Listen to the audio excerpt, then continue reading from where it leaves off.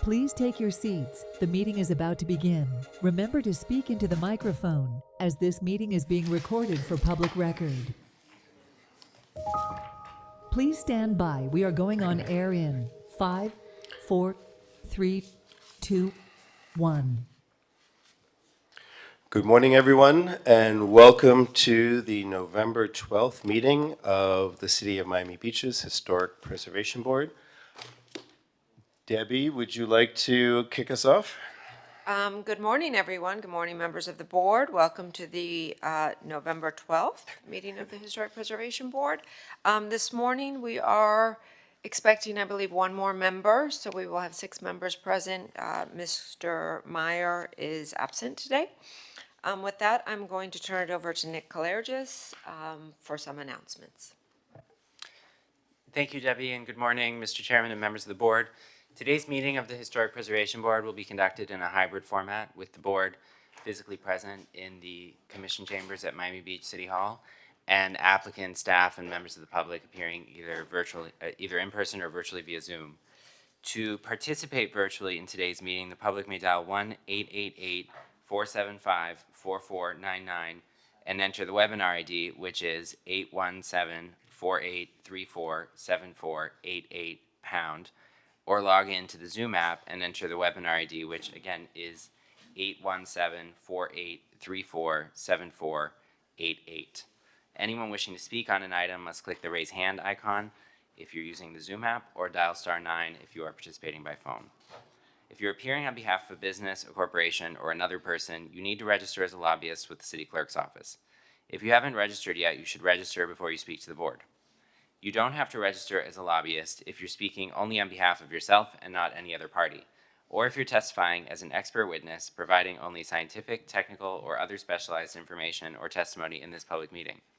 or if you're appearing as a representative of a neighborhood association without any compensation or reimbursement for your appearance, to express support of or opposition to any item.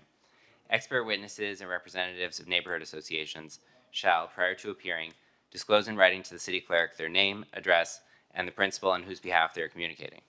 If you're an architect, attorney, or employee representing an applicant or an objector, you must register as a lobbyist.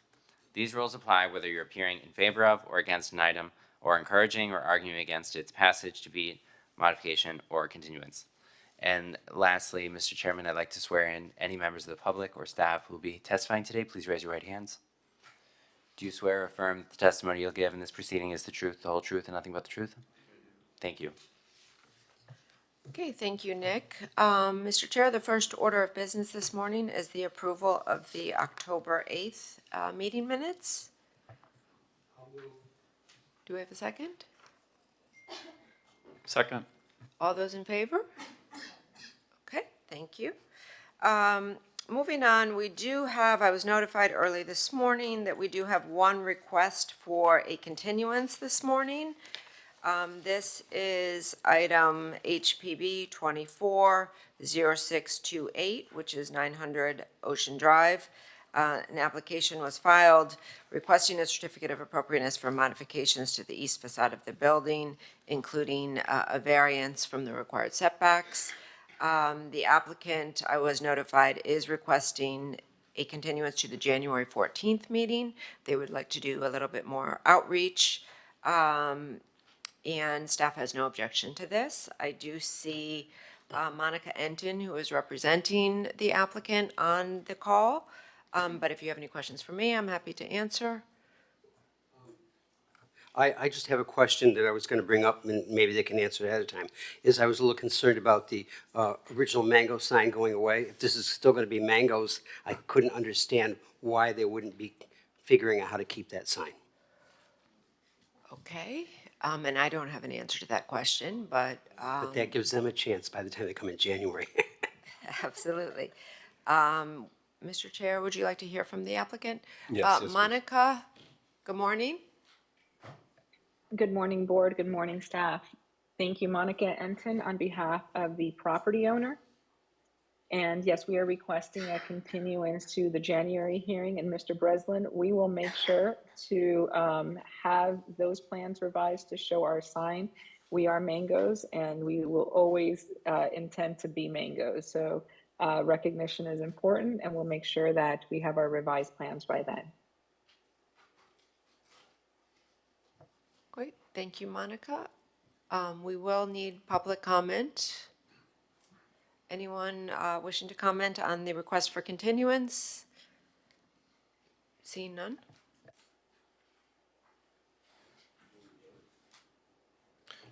Anybody a motion to approve the continuance? I'll move to approve the continuance. I second. Okay, all those in favor? Okay, see you in January, Monica. Thank you. Have a great day. Happy holidays, everyone. Yeah, I would recommend keeping the package if that works for you. The first regular application on the agenda this morning is HPB 240624. This is 2618 Collins Avenue. An application has been filed requesting modifications to a previously issued certificate of appropriateness for the partial demolition, renovation, and restoration of the existing structure and the construction of a one-story rooftop addition. Specifically, the applicant is requesting approval for the construction of 2 rooftop additions, modification to public interior spaces, and a new rear pool and deck plan, and variances from the required setbacks.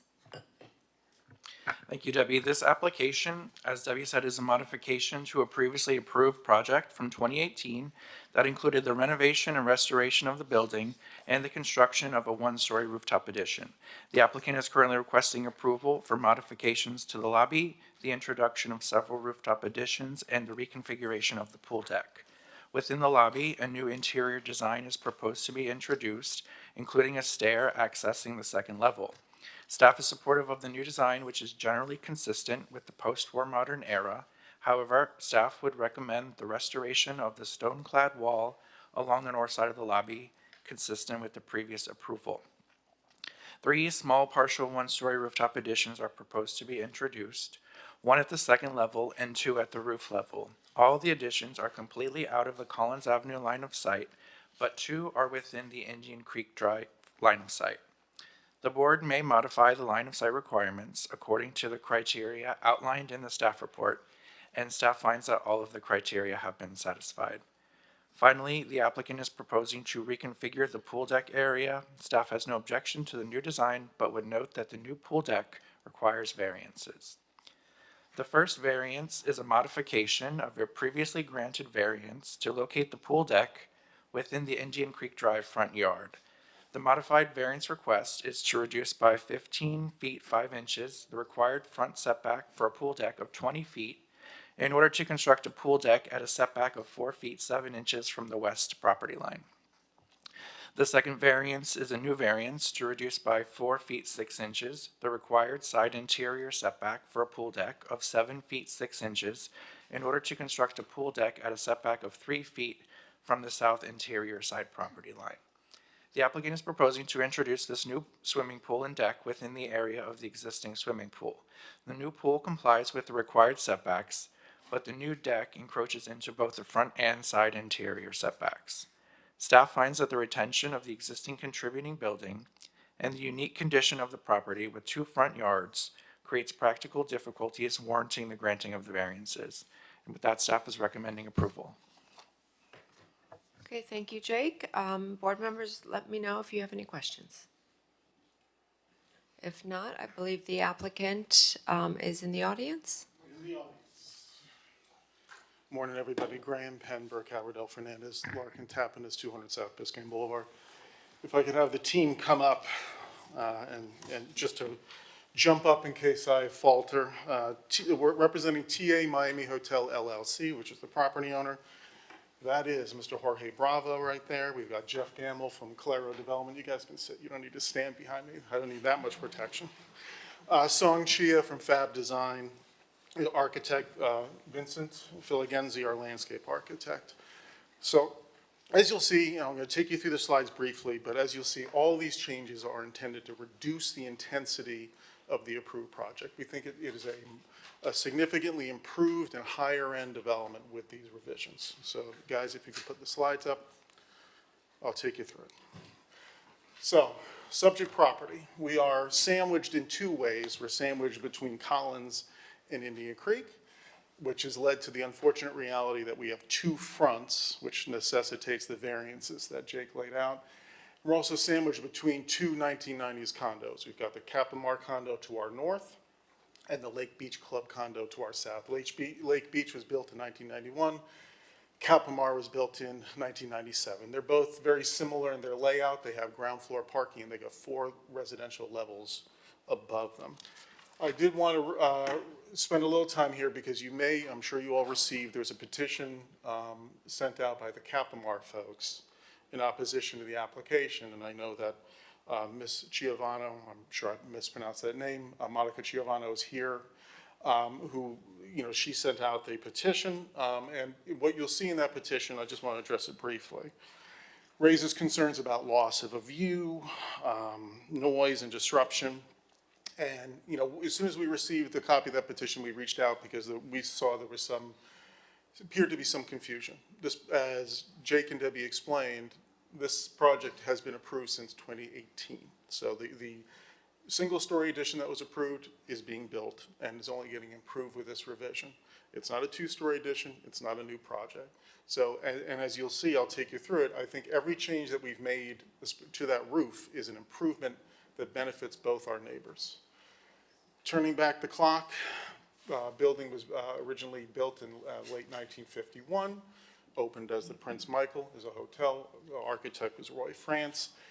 It is 3 stories. I'm going to apologize again for there's a little bit of confusion in the plans, and I think this might have led to the misunderstanding that there was 2 floors being added. The first floor on our plans is shown as the first and second floor, but it's really a single story, right? Because the rear is slightly higher, that's where the hotel rooms are, than the lobby. So it's a 3-story building which has a 1-story rooftop addition on it, that's it. So, again, that's the existing approval, single-story rooftop addition, and as you'll see, with an active roof deck and a pool, and it had up to 107 hotel rooms, depending on which version of it you had.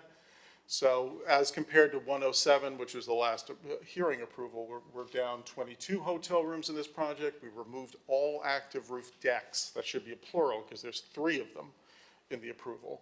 We've removed all basement floor area, and we think we've created an overall upgrade in the quality of the project.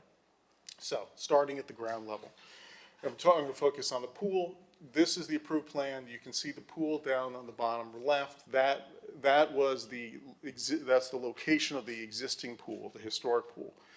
When they built that pool originally, they pushed it all the way to the southern end of the property line, so it basically, the pool itself was against the property line. So there was no way to have any kind of access out of the pool on the whole southern half of it, which we think is a significant safety concern. So what we're proposing to do is squeeze that pool together, stretch it out a little bit, and push it off that property line. So now we can properly set the pool back, provide a deck all the way around, and as you'll see, it gives us an opportunity for more buffering of our neighbor to the south. This shows you basically the variance that was approved in 2018. You can see the whole pool itself is in the setback.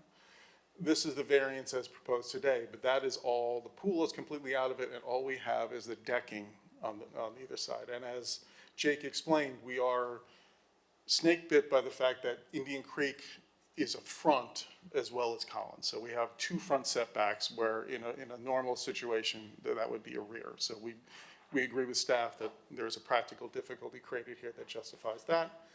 But it also is an opportunity. It's given us the opportunity to add landscaping on that entire southern portion of the property where there was none historically. So now we can have a buffer, albeit 3 feet, but it gives us the room to do planting there to buffer our neighbor. And as you can see, this is what Vincent's come up with. All that planting on the southern edge is being added. So we think that's an improvement. So that's why we're going to ask for your approval of the redesigned pool deck today. So turning to the building itself, this is the approved ground floor plan. The lobby, you can see the restaurant on the southern portion, and then you had rooms behind. The general layout remains the same. We're improving, we believe we're improving the quality of the lobby. We're also adding, you can see that pink stairwell there. It's not really going to be colored pink. It's pink because it's new, but it gives us access to the second floor, which is now we're replacing hotel rooms with meeting space, which is in line with a first-class operation. A small boutique first-class hotel is what we're trying to get here. You also see we're adding bathrooms to the pool. So here's the approved second floor, 100% hotel rooms. Here's the proposed second floor. You can see on the eastern portion of the floor, we've removed all those hotel rooms against Collins, and that is going to be open meeting space, accessible from the stairwell from the lobby. So again, in line with a high-end kind of boutique experience is what we're trying to bring here and get business travelers into this building. You can see that's kind of the theme here. We're removing the quote-unquote party elements of the hotel. This is the third floor, 100% hotel rooms, no real change there. So this is the rooftop addition. I'm going to spend a little bit of time on the roof. This shows you the lower roof, which is the third floor, and then the fourth floor, kind of that sawtooth is the new addition. There's active space in the approved plan on both the east and on the west. There's access by stairs that go up to the roof of the addition. We have removed all that publicly accessible space. There's no more access to that roof, the third floor roof at all. The brown areas of the new rooms we're proposing, that's the addition that Jake discussed being added to the roof. We're just basically extending it around. It's tucked very far back. You'll see it in the renderings. This is the approved roof plan, right? So you can see again on the roof of the addition, new pool, cabanas, active space. We had there was an elevator that accessed that space, and then stairwells down to allow people to gather on the roof of the historic structure. All is gone. That's completely removed. No access to the roof of the addition at all. You know, other than obviously mechanical access. But the whole idea is that this is going to be a much quieter, a better neighbor with this change. So summary, no occupied roof decks, and the pool is gone from the roof. So elevations. Wanted to point out one thing when we're looking at these elevations. The top is the approval, the bottom is the proposed. With these changes, our overall height goes down by 8 feet. We lose the elevator that was necessary to access that roof deck, so we lose 8 feet in the total height of the building by these changes.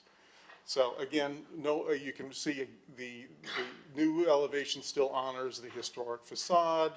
Oh, I don't know how that happened, guys. This time it wasn't my fault. I didn't touch anything. Okay, that's the front. So rear from Indian, we call it a rear, but it's the second front from Indian Creek. You can see again the removal of, if you look on the top left of the approved drawing, you can see those cabanas, all that activity, the stairwell down to the third floor, roof deck, all that's gone in the revision. Now it's quiet and peaceful there.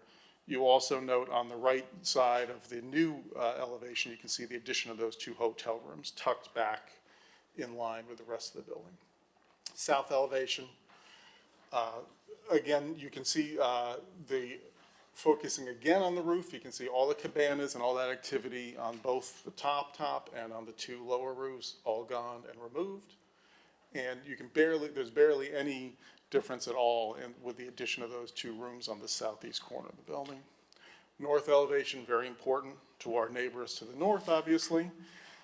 Top one is the approved. Again, I'm going to harp on this again. All the cabanas that were against that wall, against that property line, plus all the activity there. You can see the elevator override, that's all gone in the revision. So again, a much more pleasant and quiet neighbor.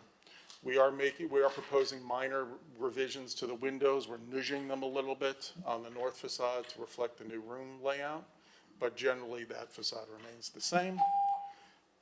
3 more minutes if I could, that would be fine. We're almost at the end. And I think this is an important drawing to focus on. This is our in situ view. You can see Lake Beach to the left, Capamar to the right, and the new building in the middle. We are now at or below the height of our neighbors with this revision. And again, none of that activity that was right up against Capamar is going to occur anymore with this revision. So we think an improvement to the overall design, a better neighbor in our neighborhood. Renderings, this is a view obviously from Collins. As with the previous plan, you can see that the new addition is tucked back far enough that you don't see it, and the historic facade remains the star of the show. View hovering above Indian Creek. You can see again the pushback nature of the approved addition. On the upper right-hand corner is what those new rooms are for the change to the rooftop addition. Again, tucked way back off of Indian Creek. So you're seeing it here because you're hovering 20 feet in the air, but you can also see again the improvement to the pool deck and a little bit of that additional landscaping we're able to add with it.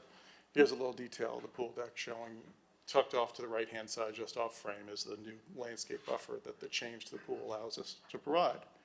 So, in summary, let me get to that portion.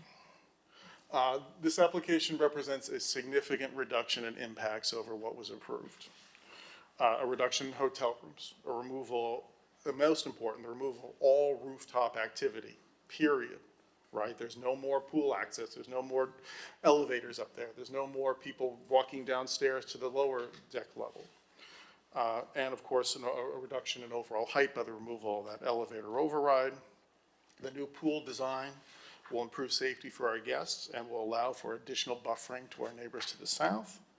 So with that, we would ask for your approval this morning. We have no objection to staff's conditions. So we would ask for your motion to be subject to staff's conditions, and I'd like to reserve time for rebuttal. Thank you. Thank you very much. Graham, are there any questions for the applicant? I wanted to ask about the wall that the staff, the stone wall in the lobby. You didn't really cover the lobby at all in the presentation, but they talk about the recommending to keep the stone-clad wall along the north end of the lobby as previously approved. Is that the plan? Yes, we have no objection to returning that wall. Okay, great. And we can show you where it would locate, I can get the plans back up and show you where it would be if you would. Could you do that? That would be Sure. great. Can you guys put up part 2 instead of part 1? I hate to be a pest about this, but let's just show me part 2.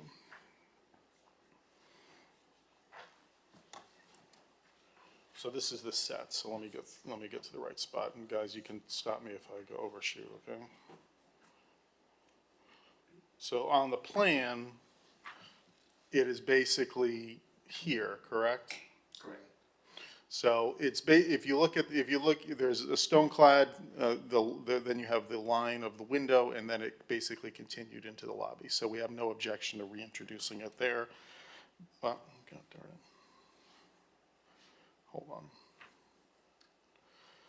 Let me show you the lobby plan. So this is that wall here behind the valet.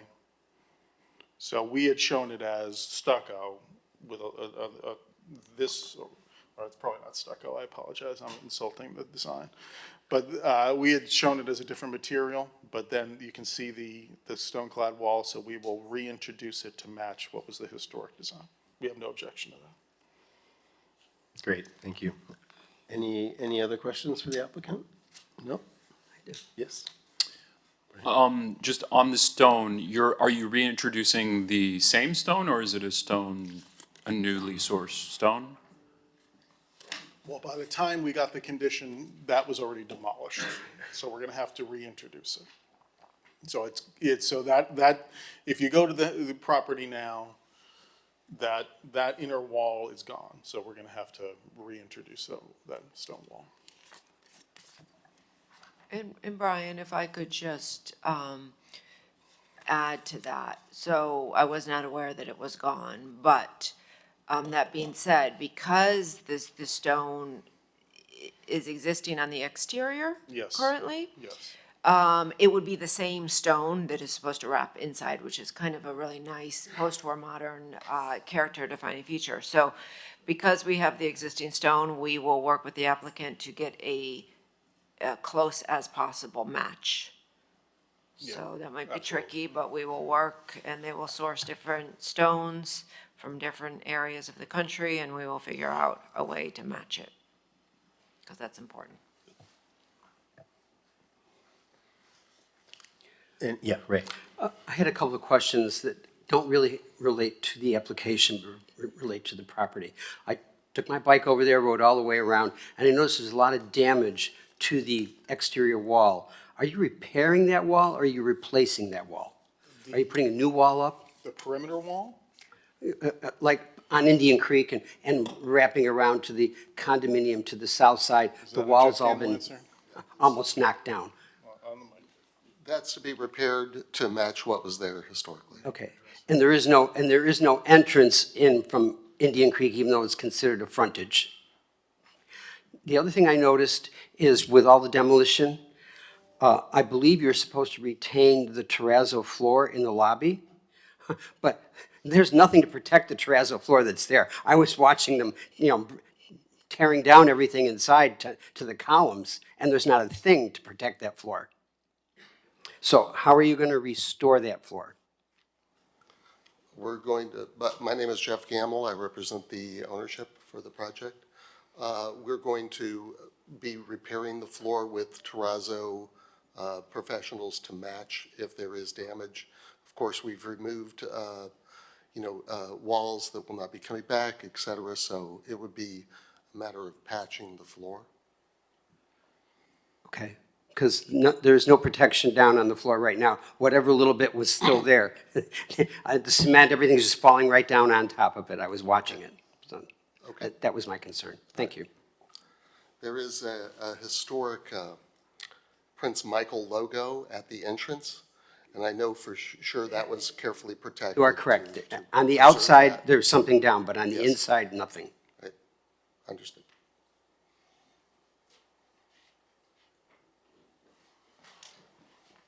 Any other questions?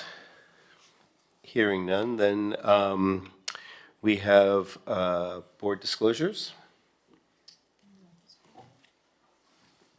I met with the applicant's counsel and did a site visit. All right. open public hearing. Any members of the public wishing to comment, please come forward or raise your hand on Zoom.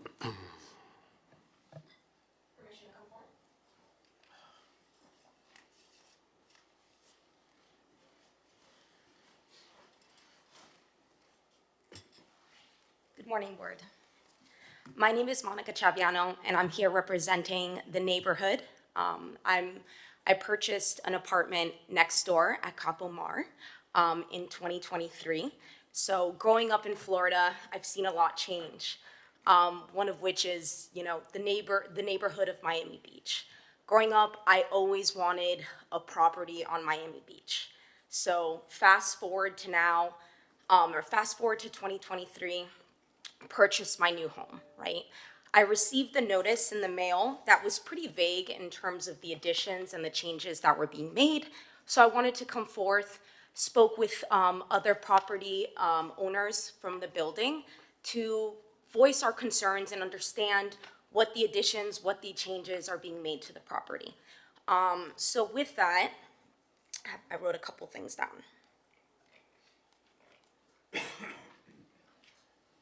So we had a petition made specifically towards the addition to the building. Again, the language in the notice was pretty vague. I wasn't sure if there's 2 floors, 1 floor, what was truly being changed from the additional requests. With that, speaking to the other residents, understanding our concerns, there's a petition that we signed with a total of 32 members that signed against the addition. The reason being is, which I wrote in the petition, not sure if you guys have it.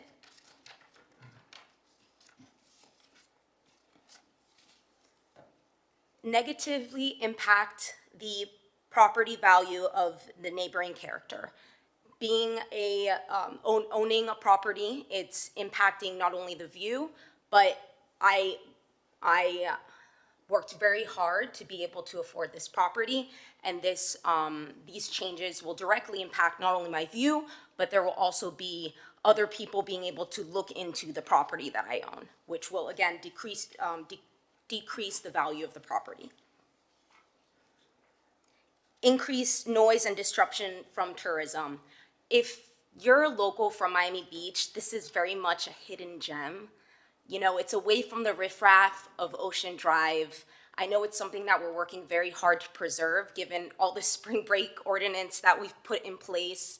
This is a very small little gem, and it's important to preserve these things because in the future, if we keep giving away our views, our beaches to the tourists, there'll be none left for residents like myself that has worked really hard to be able to afford this.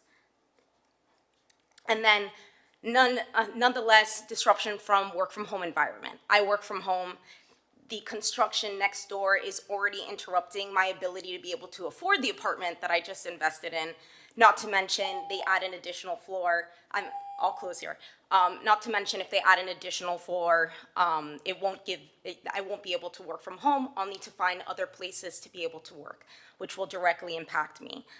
So again, here representing the residents of Capo Mar, the neighboring building. Thank you so much for your time. I'm not sure if there's any questions. Thank you. Thank you very much for stepping up and talking to us.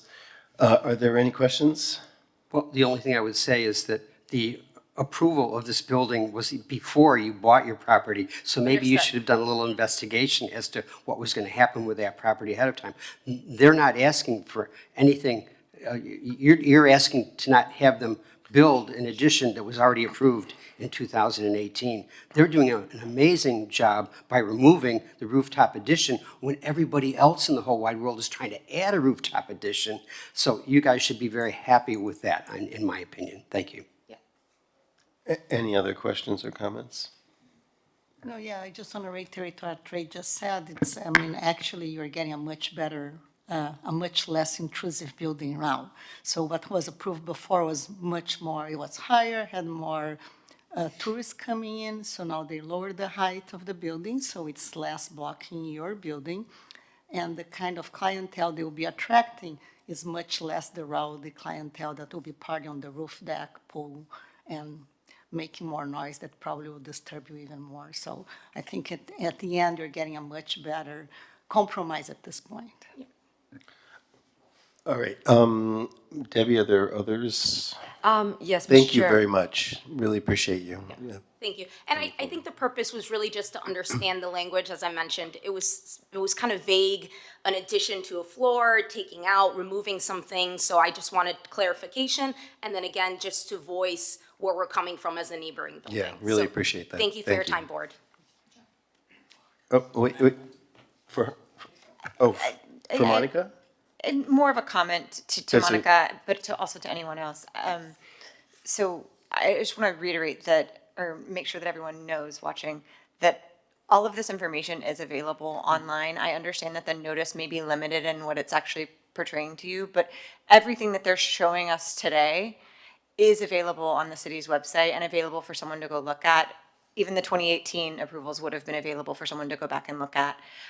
It's not to say that you needed to do this, but I want everyone to know that it is available. And if you can't find it, ask somebody that can help you find it, because it exists, and it helps you become a more informed citizen and neighbor. And I think that's just very important for everyone to know. Thank you. Appreciate it. So, no, now that you mentioned that, I mean, I think sometimes for residents, it's very complicated to find things, and then you call the building department, the planning department, and then you get a voice message, somebody will call you back, they call you 3 days later, and you're in the meeting of something else, you don't pick up the phone.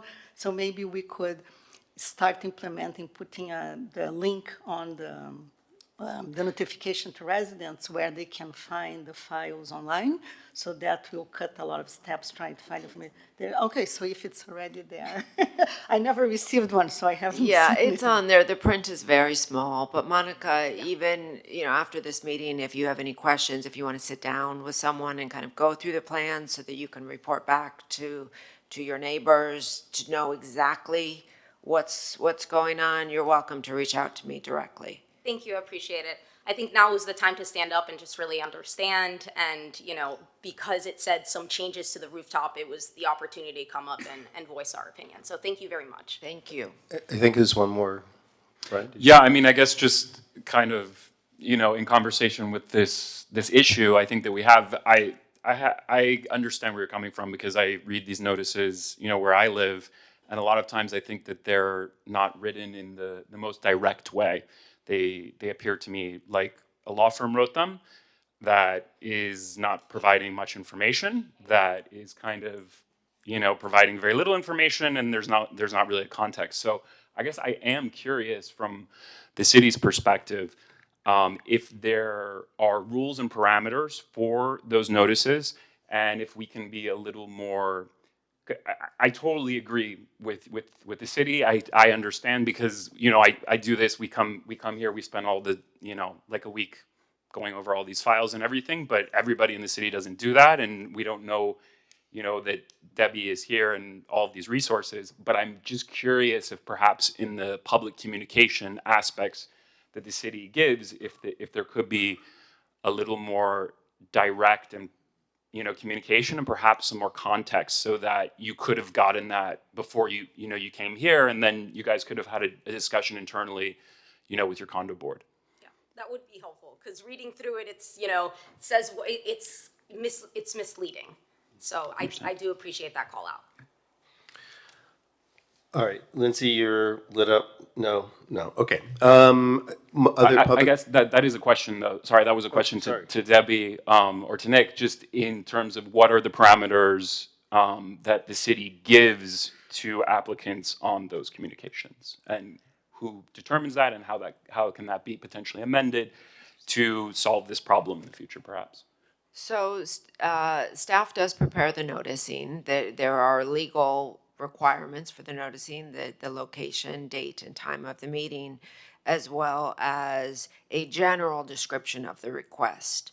If you've ever received one of these mail notices, there's not a lot of room. In fact, we put as much as possible on, including, you're correct, all of the legal code sections and how the application was filed, including now the Zoom information, a lot of added information, and including the link where you can find the plans. So it's really kind of jammed in to the notice. There's not a lot of room. This particular case is even more complicated by the fact that it's a modification. So we put the original request. I even get confused when I'm writing some of these, the original request, and then we say specifically, the applicant is now requesting the following. I don't know how much more descriptive we can get. We're also, if there's a variance, which was the case here, we have to notice that if there's a variance and from which portion of the code the variance is requested from. The best scenario here is for the plans to be available to the applicant. I think we can do better in terms of directing the members of the public, when they receive the notice, exactly where to go to find the plans. Because, the plans may have 40 different minor changes. And, it's not practical to think that we can write all of that and make it even clearer. That might actually get more confusing. So I think looking at the plans is the most helpful. I get emails all the time asking, when people get these notices, what are they doing? And I totally, that's a reasonable question, right? Because it's not super descriptive in the narrative on the notice.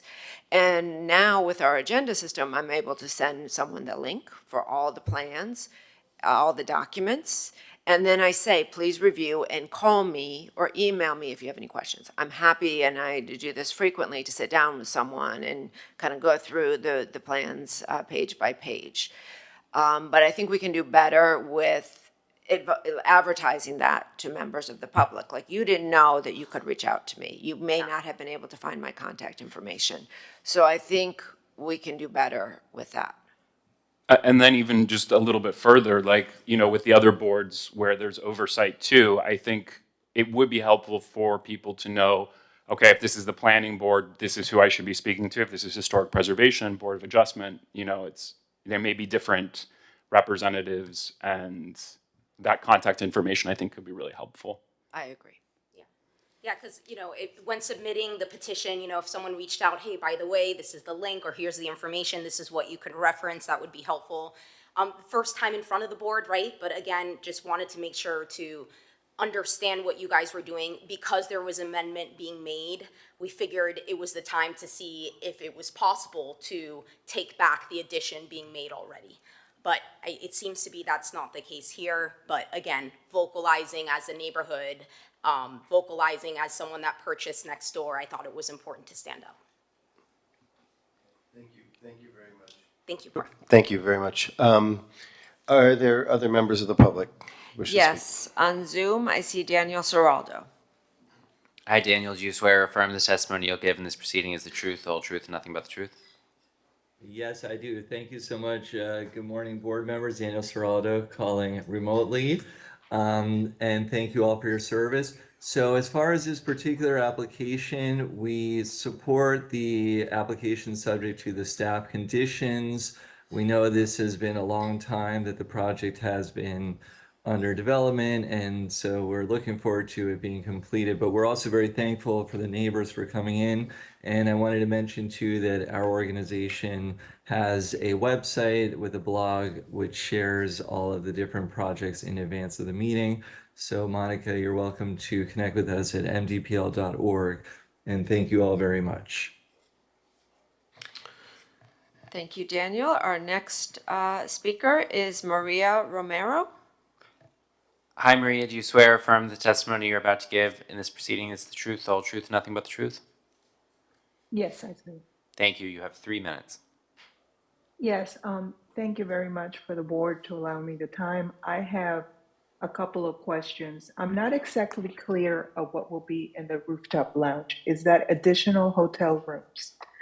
Or what was the change to? What would be the structure and who will be there? Because that will be directly on the line of sight of my balcony in Capomar, which I've been a resident since 2001. Second, to echo what the councilwoman said, I've received these notices over the year and they're hard to understand and hard to reach. And when you're busy and working, it's difficult to understand them. So the more that you can make it easy or direct us to layman's language, of all of these various things in the future. And third, know that the developers, builders might be there.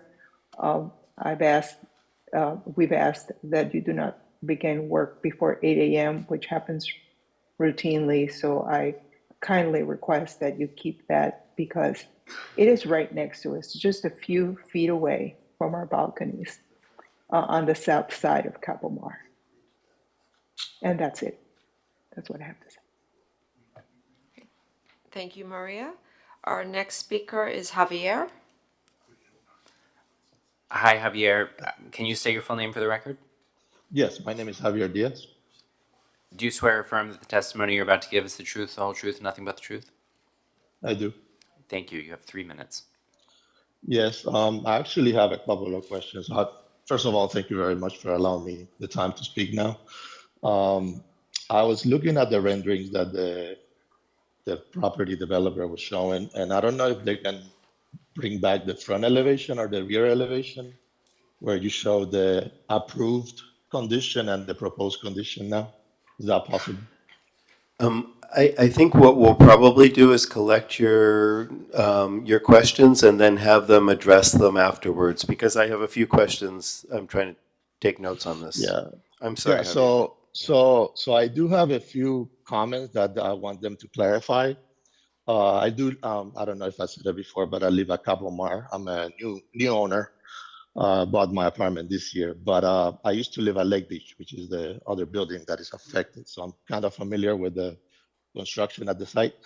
But from what I've seen on the renderings that they showed, it seems like the wall or the rooftop addition now is going to become rooms and it's going to be higher.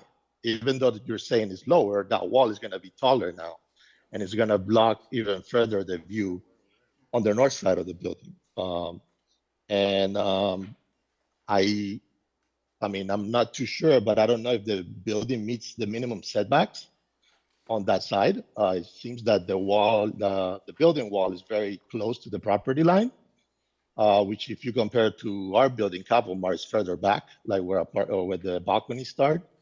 So if you're making the wall now even closer and taller, isn't that encroaching into the existing, like maybe setback?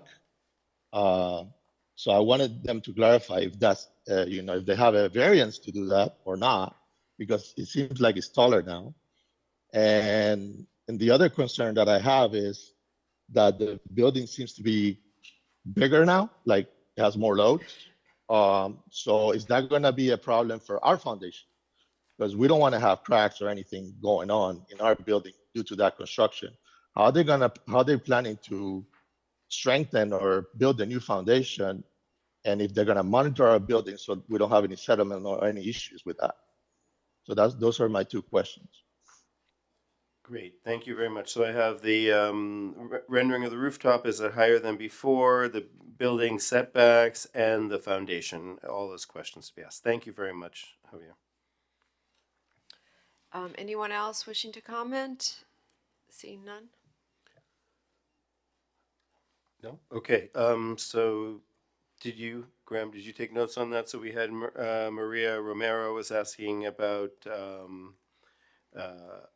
what's the rooftop lounge, she called it, asked about that.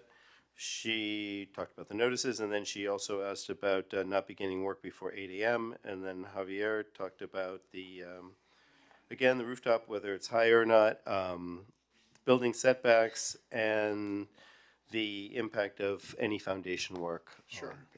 Let me see what I can answer. If we could put the slides back up, I think this will help on the elevations. Okay, so this is the north elevation, the elevation that faces Capomar. You know, as I blathered on about during our presentation, the biggest change here, and hopefully you folks online can see this, is the removal on the top here of all that activity. That's just the pool deck that's approved on top of the rooftop addition. This is the rooftop addition, which is basically the same in the new version, which is hotel rooms. It was always been hotel rooms. There's no lounge or anything there. But what we're losing is all the people outside here, people outside here on the other side, oops. And then the people all the way on the tip-top roof. To answer Maria's question about construction hours, I just talked to Jeff, we're committing to no earlier than 8 a.m. Here today. So if there has been activity going on before that, it will no longer. I guess the other question that Javier asked about size, it's not getting any bigger. It's actually getting smaller. We're losing bulk on the building, as I talked about before. So it's not getting any taller. It's getting shorter. And we're losing that elevator override, and of course, you're losing all that activity. As to the construction, I don't know, Jeff, do you want to talk about the method of construction? Sure. So similar to the previous design of this, we are actually reducing the structural addition because we're removing the rooftop pool and the rooftop occupied areas, which have an assembly load. So there will be a new structure introduced inside of the building. That structure will be a steel structure with a minimal impact to the neighbors. When the work is done, we can follow standard protocol for monitoring any crack development or anything on neighbors' buildings during that time. So there will be interior new foundation work done at selective locations to support the steel columns that will hold this new fourth floor structure. Okay, thank you. Graham, could you just address maybe with the plan up, just go over the setbacks, like where the existing building is and plan and any changes to the, in the new building? Hold on, let me look at get the two site plans up. I think that will be helpful, hopefully. So here's the approved site. You can see again, I can't even read that measurement of the existing building line on the north. But you can see on the new version, nothing's changing. We're not getting any closer in this change versus what was already approved. So it's basically the same building line that was there before. Not basically, it is. So that setback is, I cannot measure it. You guys remember the number? 5 feet because the historic setback was 5, yeah. Yeah, and then you can see the addition is pushed back, further back. That's the sawtooth there. That's that building line. So I think that hopefully adequately answered that. Yeah, thank you. Thank you very much. Okay, now we're at the stage of board member comment, and there seems to be some board member comment. Yes, would you like to ask? Can you just tell us how much area you are adding as per the approved plan and how much area you'll be adding now, I mean, enclosed space, air-conditioned space? Has anyone got the math in front of them? Hold on, let me pull the plans out, Elizabeth.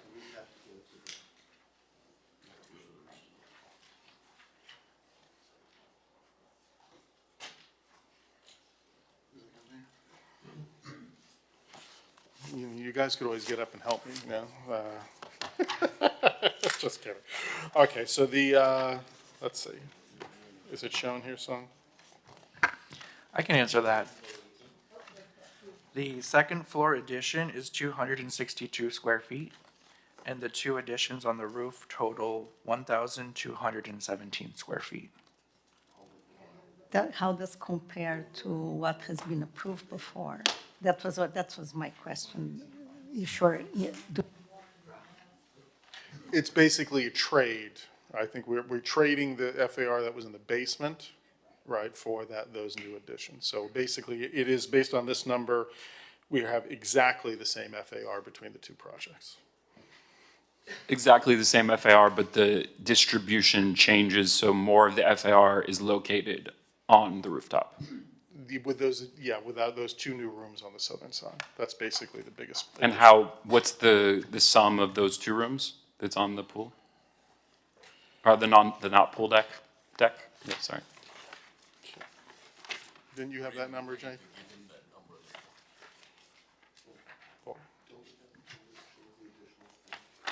Yeah, hold on. The two new rooftop areas total 1,217 square feet. Okay, there it is. It looks like the previously approved rooftop was 5,762 square feet. So here it is, and here's the plan, right? So you can see this is the two new rooms. That's an adjustment to that room to extend that little fin. And this is the pink is this, what is this? This is just hallways, et cetera, accessing that, and that's another, is this another room here? No. What is that? I'm sorry. Oh, that's mechanical. Yep. So, sorry, apologize. So this is mechanical. We have a new hallway accessing these two new rooms here, and then we've added that. So that's the extent of the new FAR of the roof. All on the southern side, basically, away from Capamore.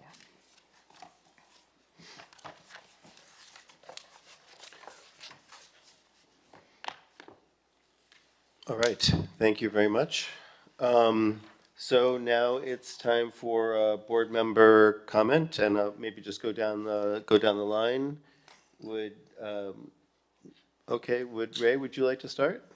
Well, first off, in the early 90s, when everybody was condoing buildings, this was up for a condominium project. And I actually looked at purchasing something there, but chose to buy at the Mantell. I'm happy I picked the Mantell now. But anyway, I think you've done an excellent job with the project.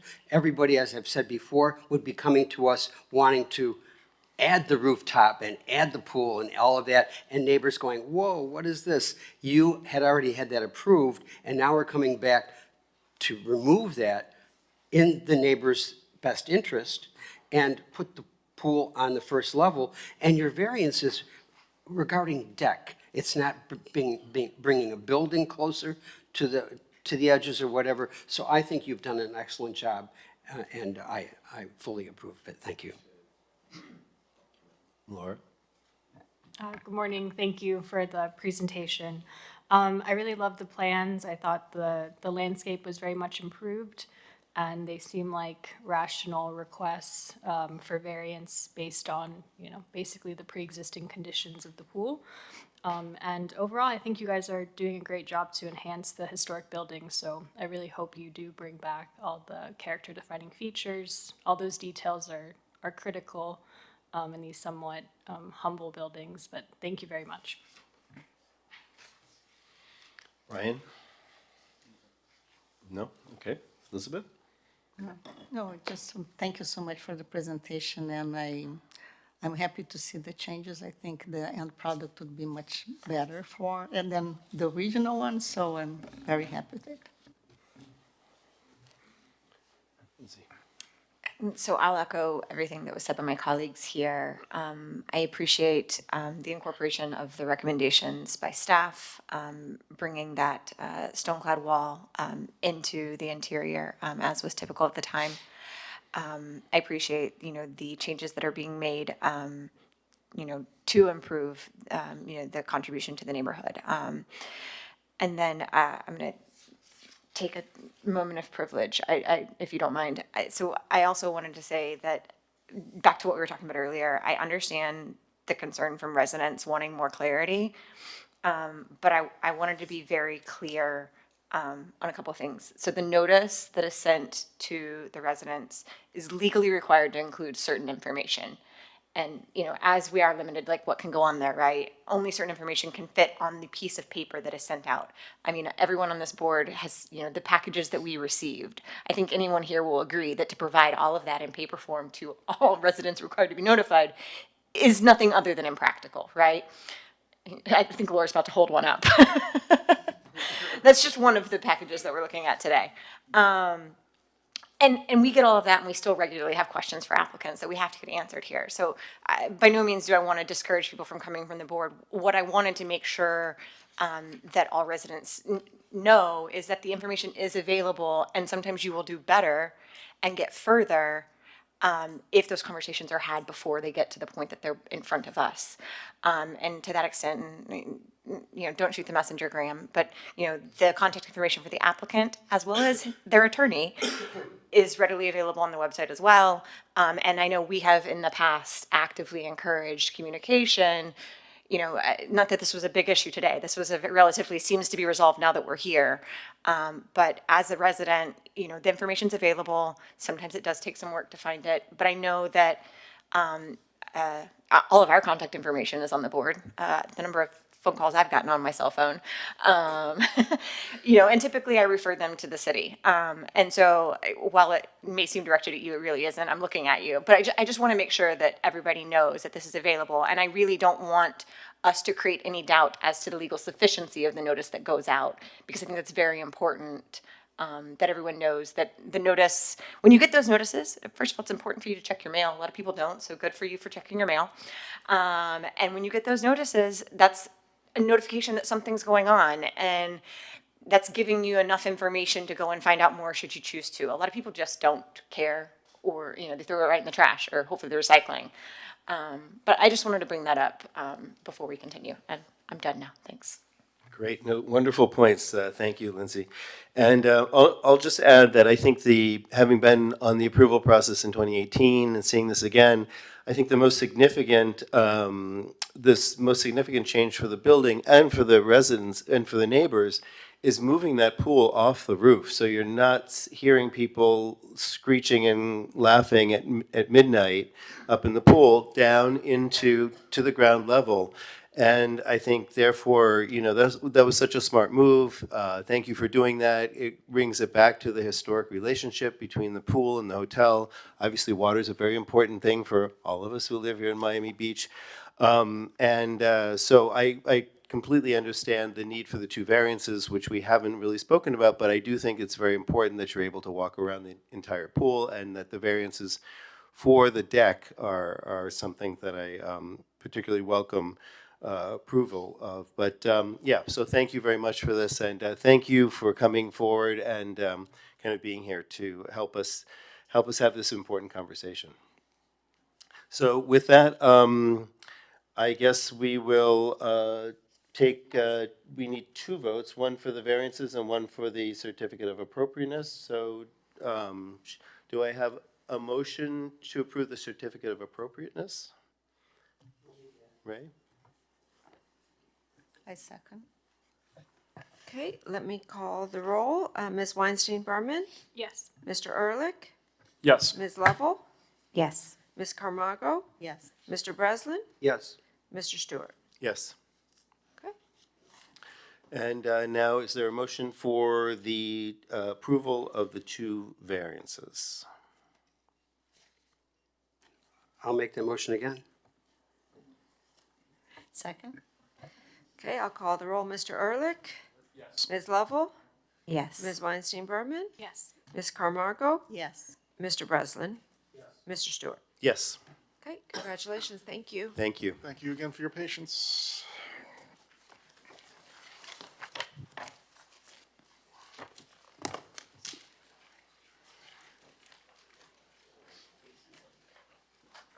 Debbie, I have one thing that maybe I bring up to you that was brought up here. I think every time that there's a construction project that goes on, there should be somebody that works on that project and that their name is available to the neighboring, especially when it's residents, to call and complain. I mean, that woman should have been able to call and say, hey, 8 a.m. is the time, and they could agree to this a long time ago. She didn't have any idea where to go to. And I think that that's something that the city needs to do with any of these projects in the future.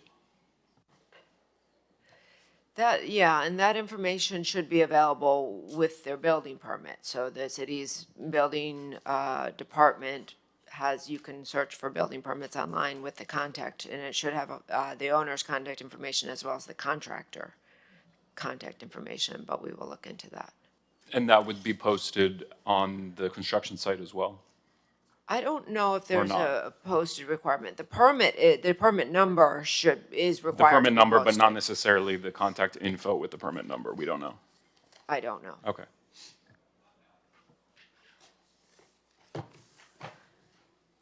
Okay, ready to move on to the second regular application this morning is HPB 240635.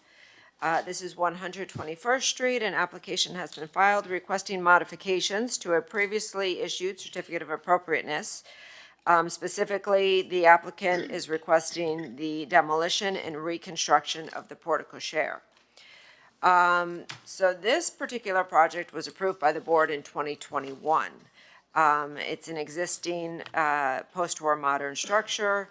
The Seagull Hotel, I think most of you will be familiar with this project. In 2021, the applicant came before you for some significant renovation of the building, along with new additions as part of a project for the Bulgari Hotel. Since that time, the applicant has received a full building permit. They are actually mobilized on site and are performing construction currently. In June of this year, the engineer, the contractor, and then the structural engineer for the project noticed some significant concerns with the portico share. There had actually been portions, and you'll remember we had a rash of bad weather. This property gets a lot of wind in its location, and there were portions that seemed to be falling from the ceiling of the portico share. The engineer immediately restricted access to that particular area in order to evaluate the current conditions. They did investigate it and thought that the portico share could be saved, consistent with the previous approval of the board.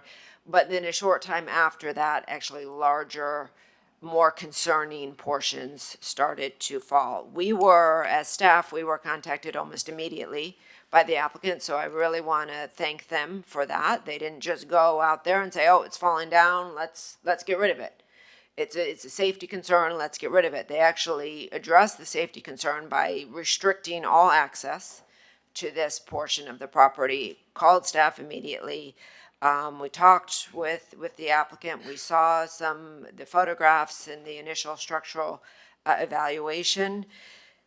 And we did determine, and we are supportive of the application, that the best course of action, not only for the historic building, because remember, this portico share is tied into the inside of the building, in order to prevent any further damage of the main structure, as well as to provide a safe working environment for the construction crew.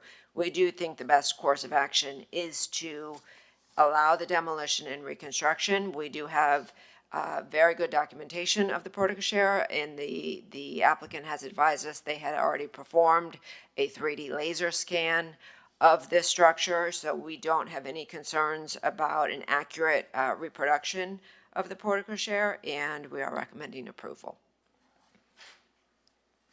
Any questions for staff from the board? No? Seeing none, welcome. Good morning, board members. Nick Noto with the law firm of Bills and Sundberg.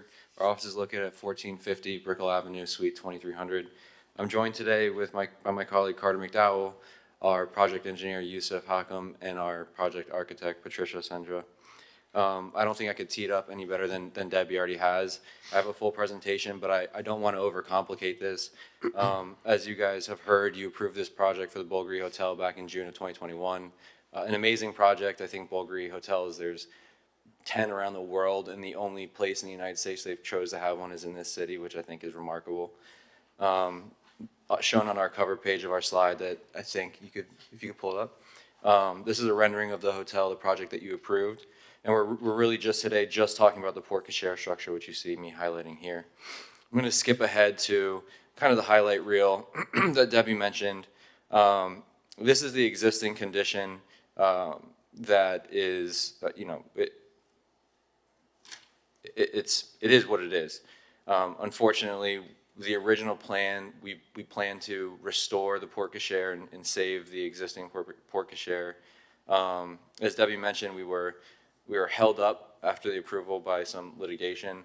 We now have a full building permit, and as we organized on site and started to proceed with the construction, our construction team started to recognize chunks of concrete falling from the portico share.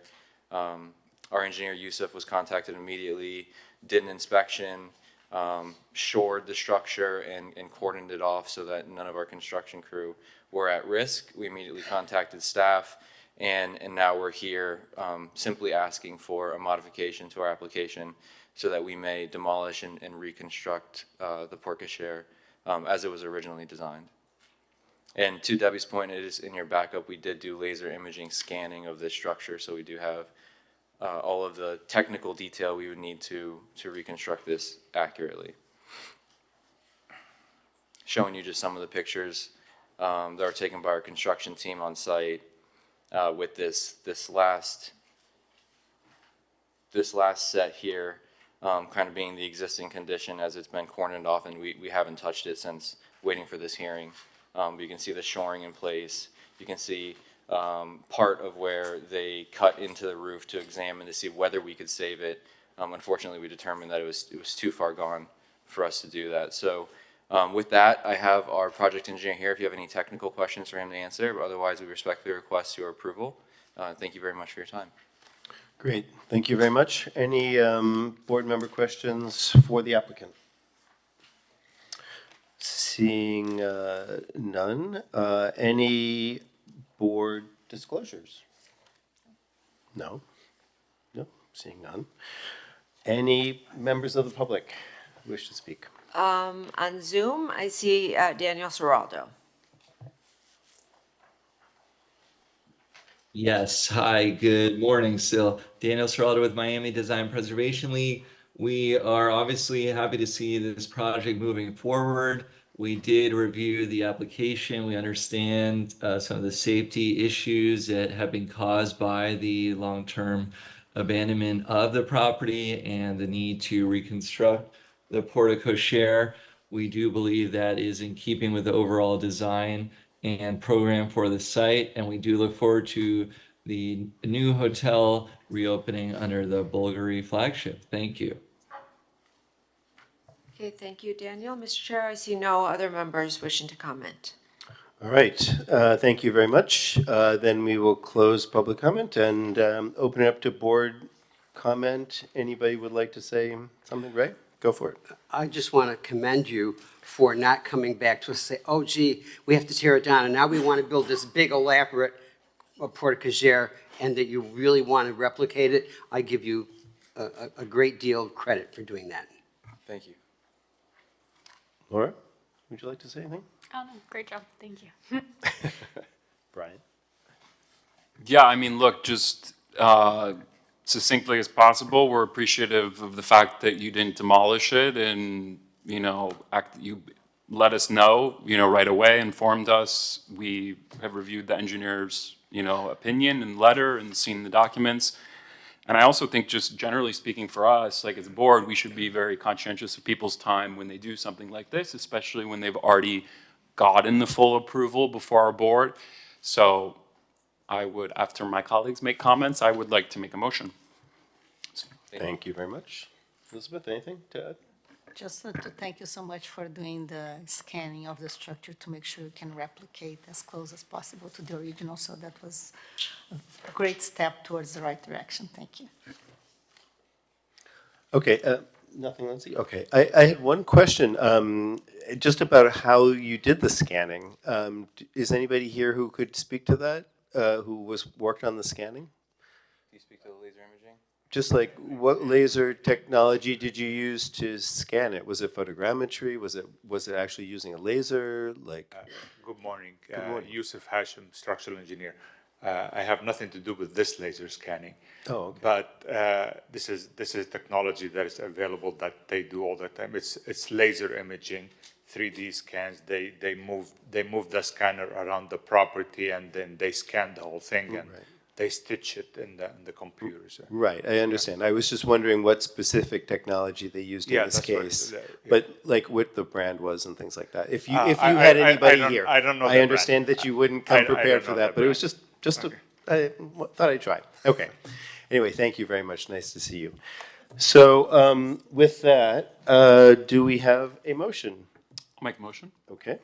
I would like to make a motion to approve the modification to the previously existing certificate of appropriateness, subject to the conditions described by staff. Great. Second? Second. Okay, let me call the roll. Mr. Breslin? Yes. Ms. Weinstein Berman? Yes. Ms. Lovell? Yes. Ms. Camargo? Yes. Mr. Ehrlich? Yes. Mr. Stewart? Yes. Ms. Thank you very Wines, much. did I Thank you. call Laura? Okay. Congratulations. Thank you. Thank you. Thank you. It's okay. It's okay. It was a moment.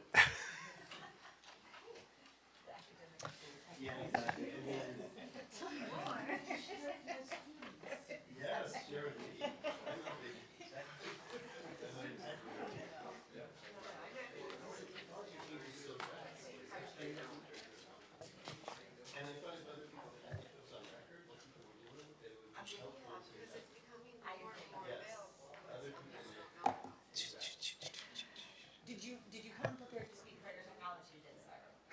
No. Okay, let's see. Moving on to the next application, we have HPB 240627. This is 8240 Byron Avenue. An application has been filed requesting a certificate of appropriateness for the construction of a new multifamily residential building on an existing vacant lot, including one or more waivers and a variance to reduce the minimum required driveway width. As noted in our staff report, staff has given a brief history of this particular site. It is currently a vacant site. Prior to the Tatum Waterway expansion of the North Shore Historic District designation, there was a building here that was contributing on the National Register of Historic Places.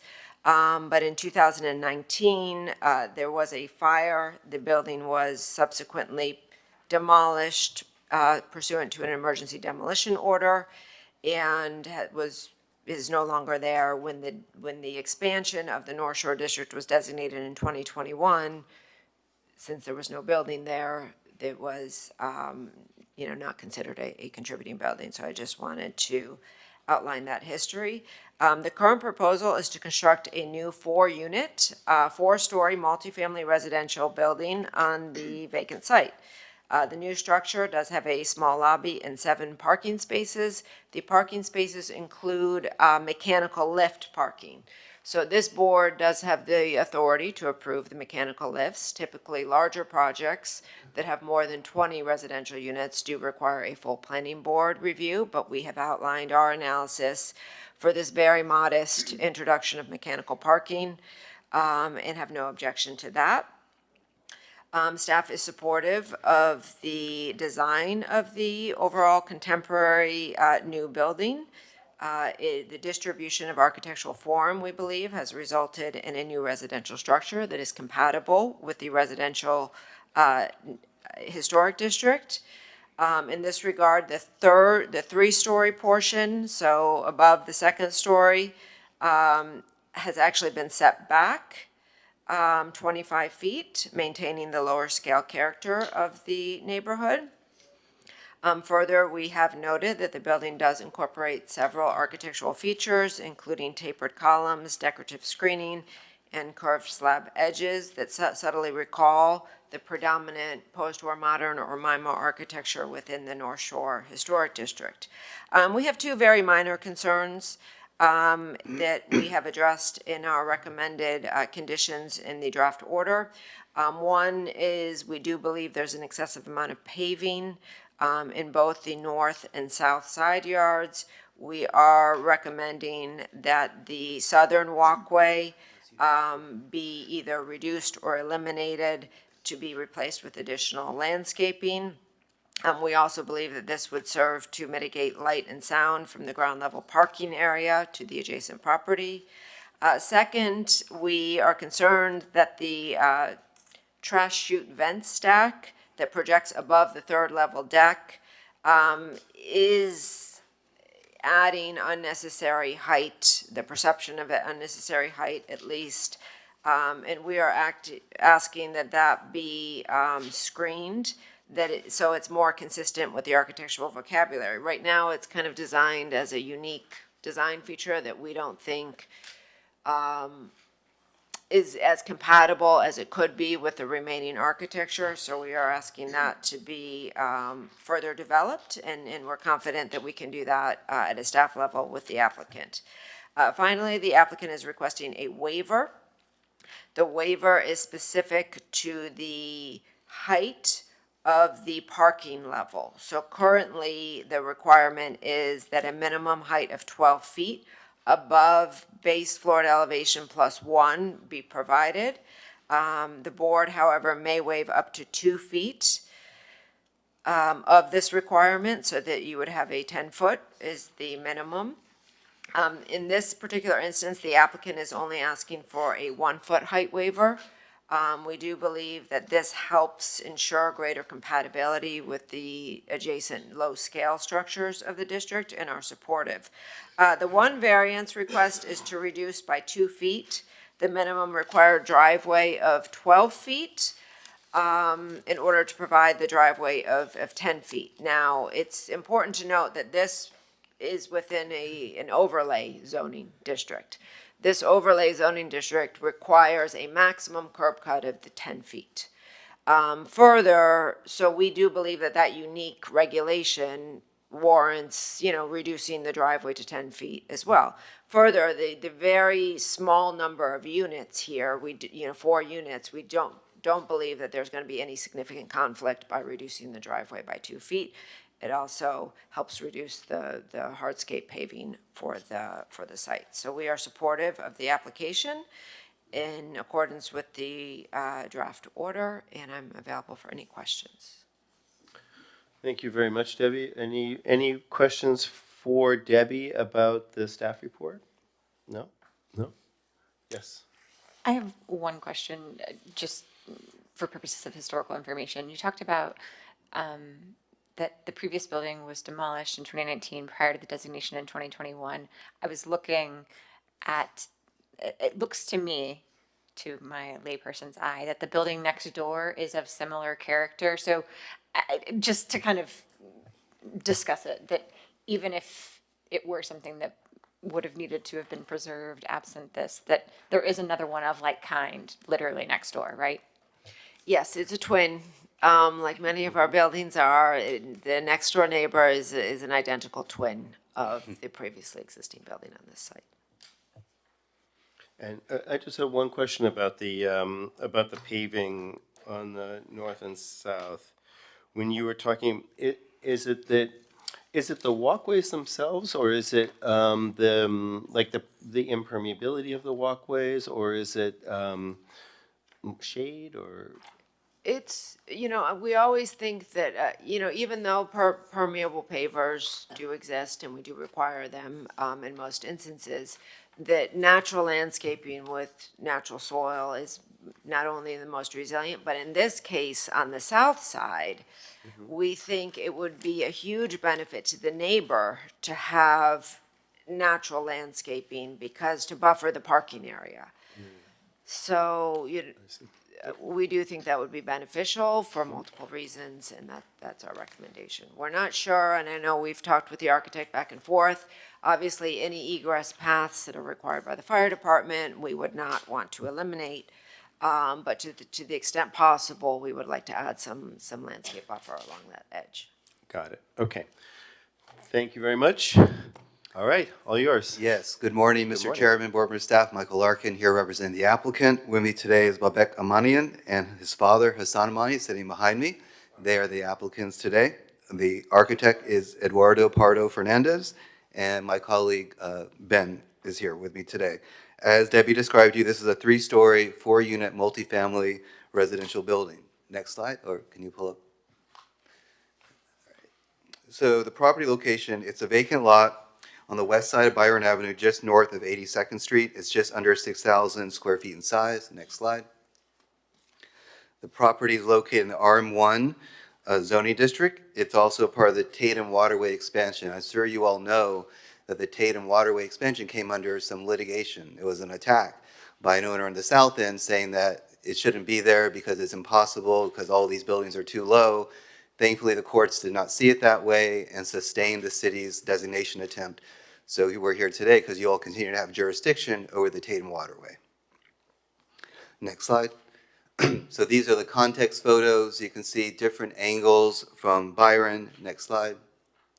And this is different angles, of course, from the waterway. See, it's a pretty substantial lot. And we have a great, beautifully designed building by Eduardo, who I'm going to turn it over to right now and let him walk you through his design. This is the new presentation.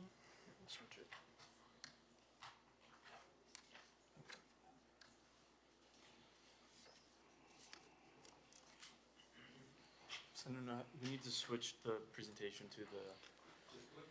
On the presentation? Click on the presentation.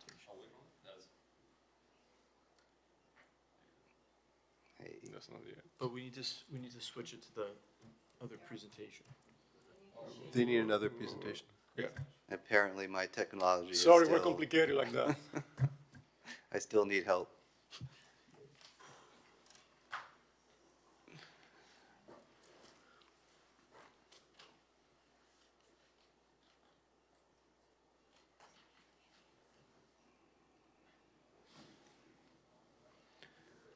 When did you send in a revised presentation? Friday. Yeah, well, I got a call from the city staff. The other presentation? Yeah. This person found it. I got you. There This we go. one here? Yes. Is that one there? Is that the correct one? Yeah. And then you have to switch back to ours? All right. So my name is Eduardo Antonio Pardo Fernandez. Can you hear me well? I'm the founding principal of Contemporary Design Studio Architecture and Planning. I'm going to spare you much about the site because you've already seen. If anything, just mention how much of an expansive views you get to the southwest and north on Tatum Waterway. The lot itself, you see the context. We have buildings from the 1920s to the 70s. For the most part detached with open front yards. There is no enclosure on the streets. You have the waterway as the predominant feature in the back and Crespi Boulevard and the rest of the island as the background. You see the untapped potential for a closer relationship to the water and the boating lifestyle that it affords. And you also see how the predominant scale of the buildings around tends to be 4 to 5 stories, fairly compact, relatively sizable. And yet when you go to the minutiae of the actual buildings in the context, you see a palette that tends to be white or in light colors, big windows, particularly in the front and back, stucco bands that surround the whole building and provide a continuity, and elements like the chimney that stand out, in this case in a traditional Mediterranean-inspired example. This other building, for example, you have the prominent roof parapet with the rounded corners that defines it, and the balconies as the main element with the vertical divider that is very poignant and is repeated also in the back, and is for the most part a very symmetrical building. If you look at the one right next to it, it's far much more dynamic, given its sheer horizontality that is emphasized not just by the stucco bands, but actually by the wrapping overhangs with some emphasis above the entrance. And finally, the big building across the street, it manages to break itself down into something more palatable from a scale standpoint, yet still with a strong horizontal leitmotif of the balconies being treated as such as these continuous bands with the rounded corners for softening them up. And all of these are syntactic elements, many of which derive, in most examples, from the local MIMO vernacular, which is the predominant, prevalent language in the context of the neighborhood at large, and which we are to talk if we want to set up a successful dialogue in the design of the new building. On top of that, we get the successive requirements of all the zoning requirements as they supersede and overimpose over each other and push design decisions within the tight envelope of the lot. You see the red lines being the setbacks for the building itself, with the blue one for parking that luckily is just a little bit more, it's just wide, it allows some wiggle room to make the parking just enough to fit in. And you have this 10-foot wide corridor on one side that is meant to preserve views towards the waterfront, and the front setback that steps back as you go over the 32-foot height. And that's meant precisely to keep the roof access stair bulkheads out of sight from across the street, and also the massing of the building once you go above that height. You have on top of that, for example, the additional requirement to have a minimum amount of landscaped area just outside of the required yards, and equivalent to at least 5% of the net lot area. All of these successive requirements and the language that we are to engage drive the design of this new proposed four-dwelling unit apartment building, which is detached, which keeps the front yard open, just like its neighbors, which is very svelte and long, with this horizontality that is also defined by the wrapping overhangs, the tips of which get pulled to the front and back, just enough to break with a otherwise stale, a simple, rigid volume of a massing that tries to optimize the use of the very scarce floor area that is allowed by the FAR. And you have the stair as this anchoring, supporting element that confers an overarching symmetry to the whole building. You have the tapered columns at the corner, which are meant to provide some movement vertically to the eye as it contrasts or complements the horizontality to prevent it from feeling too long, and also to treat the corners in such a fashion that they don't feel boxy, again, in what is a very simple geometry.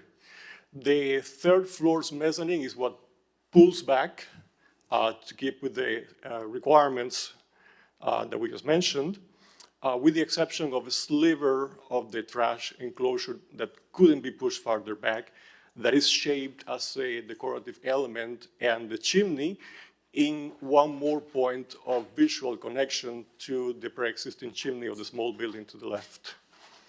And this proposal deals with the dichotomy of having a building that has its access sequence from the street, from the front, and yet it is fully focused on the waterfront for several reasons, in the sense that it's the liveliest frontage out of the two.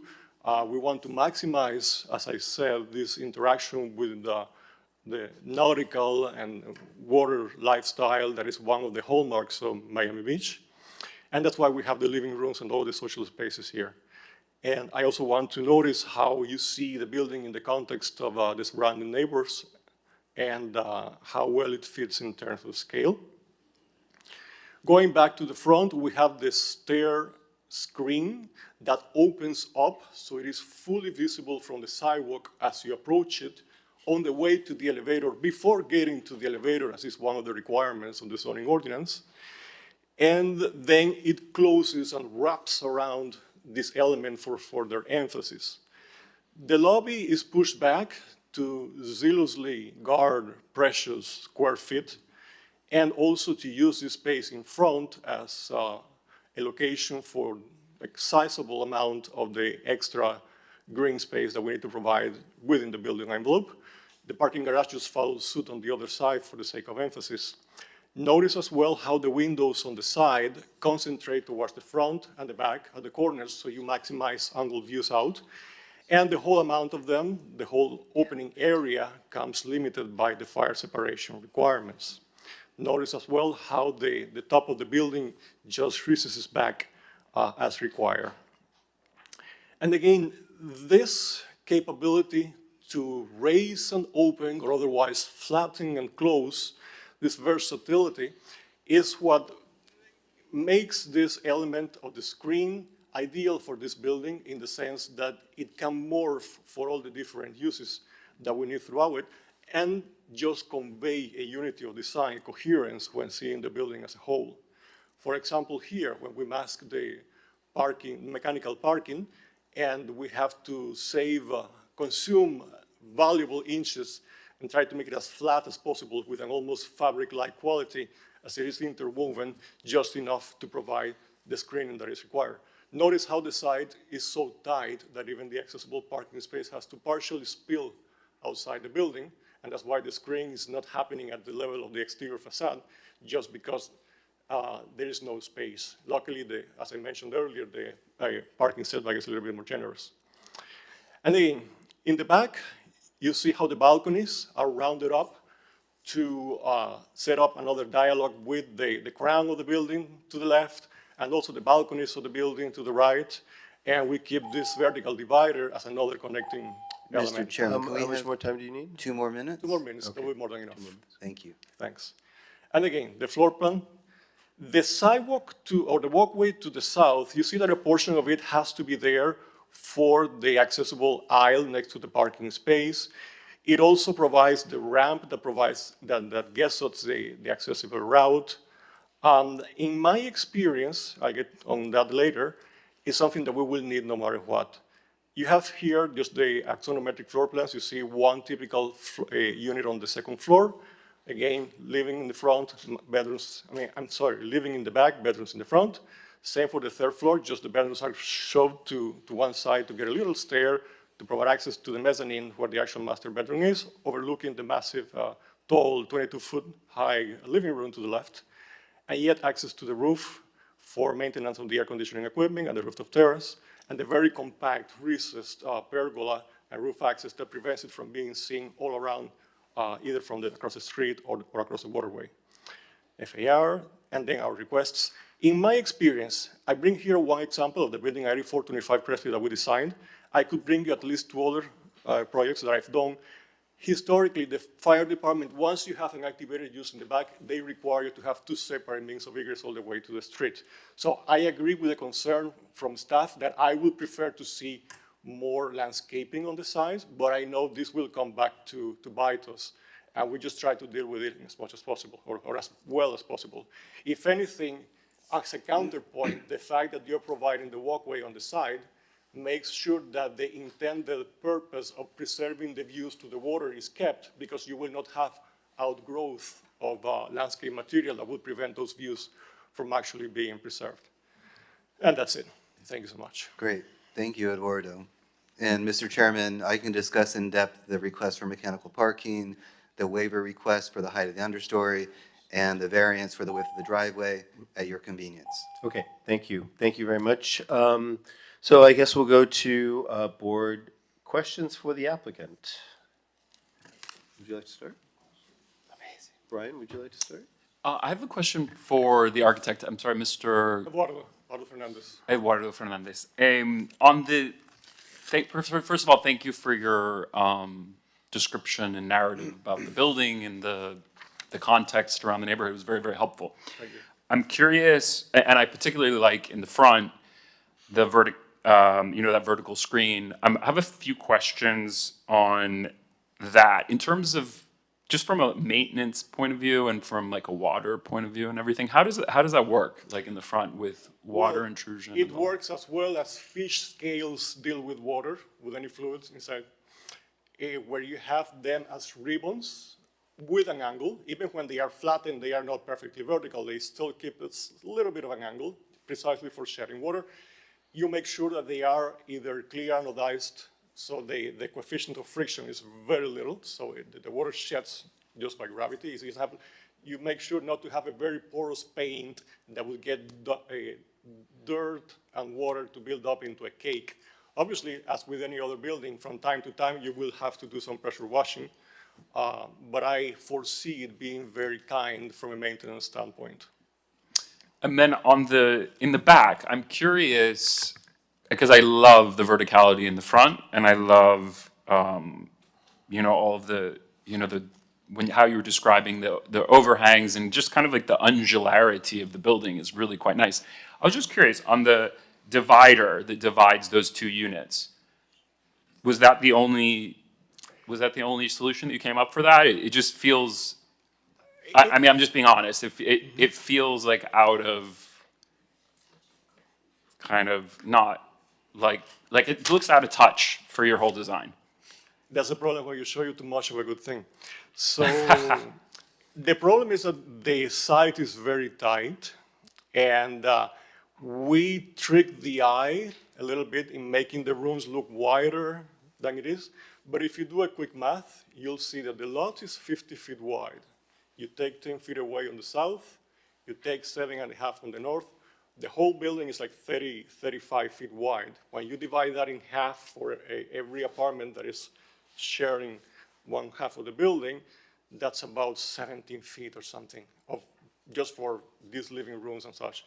So it makes it very, very hard, because if you do it, you want it to be something that is sizable, bulky, masculine enough, so you don't commit the sin of being halfway through.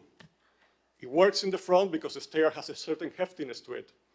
In the back, you're trying to maximize views from the inside, because precisely we are engaged in the water. And we also wanted to have one element that is still the same language, mind you. It's the same screen with the flattened portion of it, so when you see from an angle not as frontal as here, you still see the visual connection, but also it's a deference to the local language that we have, which is not the King's English, but it's a very distinctive dialect, so to speak, that we don't want to be just totally ignorant of. We want to make sure that we integrate in a residential building that is not meant to be a landmark, yet doesn't mind being interesting enough and modern enough as well. Is that line the same angle throughout? Or is it directly straight? Okay. Yes, sir. And it just turns at the top, in between the little planters you see there, as the division between the private rooftop terraces as well. So it feels like a whole thing. So when seeing at an angle and farther afar, the vertical addition of the parts get read as a much bigger element that provides continuity and splits the whole thing in half. But in other words, on the first floor, it's the same width than it is on the second and the third? Yes. Okay.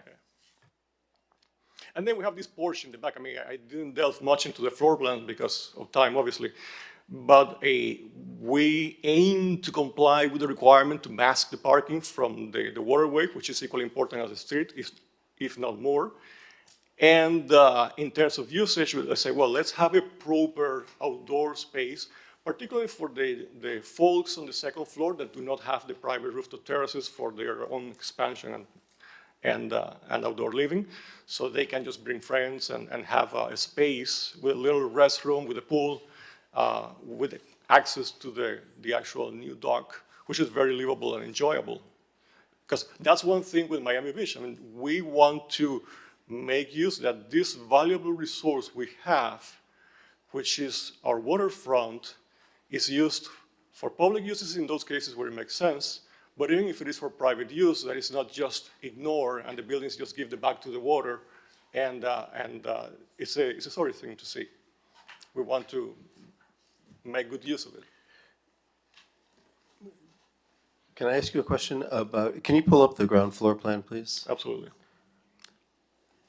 Well, this is not my presentation, but I'm sure there is a floor plan here. You have, okay. Can you point out where all the gates will be in the property? So gates for pedestrian access and gates for car access? One gate here Okay. and another gate here.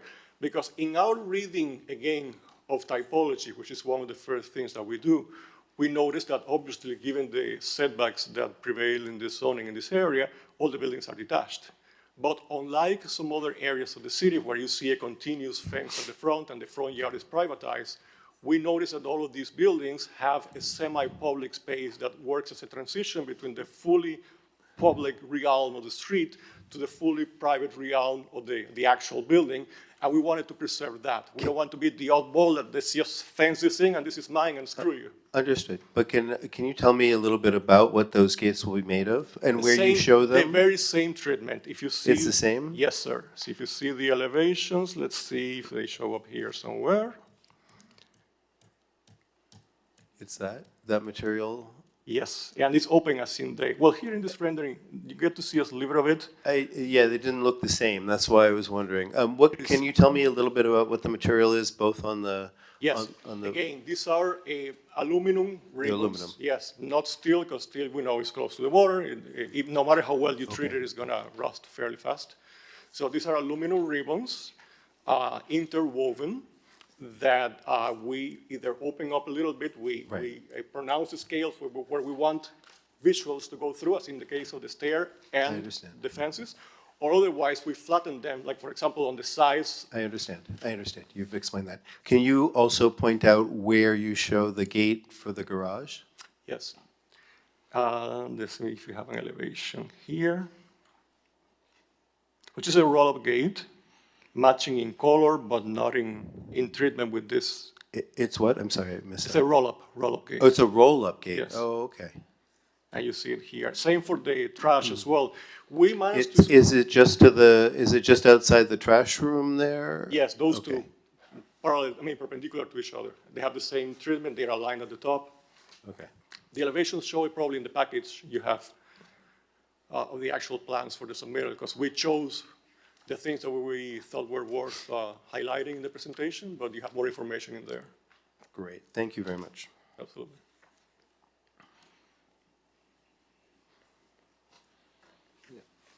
Okay, any other questions for the applicant?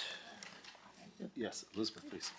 So how thick is this aluminum mesh? Or The actual plate, I foresee it being about 1/8 of an inch. when all the fins are closed, and then as you open it to Well, get some the actual two-dimensional. strip, when the fins are closed, it might be about 1 inch. When they are open, it might grow up to 3.5 to 4 inches at most. So in your drawings, you show like this membrane floating in space. That's what it's kind meant of to look like. structure you need to keep it there, and then how often you need those structures? Because I think that will disturb Yes. some of the lightness of what you're showing us Yes, here.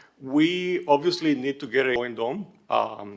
We foresee these being tendons that strategically, particularly at the corners where they are solid, and then have the sheer strength of the material allow it to, by being interwoven and biting one slightly into the other, to cantilever from one side support to the other, to make sure that those vertical struts are as least visible as possible. Same as in the case for the parking garage, where there is a 2x2 steel element in the front, and then there are rods meant to be interwoven in the flat section as well. But that would definitely be detailed and subject to the approval of staff. Is there a roof over that, or the roof stops at the glazing of the staircase? Well, there is no glazing other than the guard at the 42-inch height. But no, it's fully open in that sense. What you see, for example, right here in the slide that I'm seeing, I don't know if you are too, is everything that is white, that is just to the right of it, is exposed to the elements in the front and back. Any other questions, Lindsay? Yes, I had a couple of questions. So you discussed the fact that the units are split down the middle essentially, so on the north and south side. The rooftop terrace available to the two-story units, that's not shared, right? That is separate space between the two units? Separate space, hopefully they get along fairly well. Right, because it's open, that's what I'm Well, wondering. there is a divider, 42 inches high, to keep the elevation of the perimeter guard, and we foresee planter boxes on top. We hate to do built-in planters because no matter how well you build them, they eventually leak. So I chastise developers and contractors alike for that, and try to make sure that where we want trees, we just provide standalone planters added later that can drain onto the roofing waterproof membrane or roofing system and drain just like any other water falling on it. Okay. And then my second question, and I think it's just a matter of perspective on one of the renderings. The seawall height, is it the same as both neighboring sides?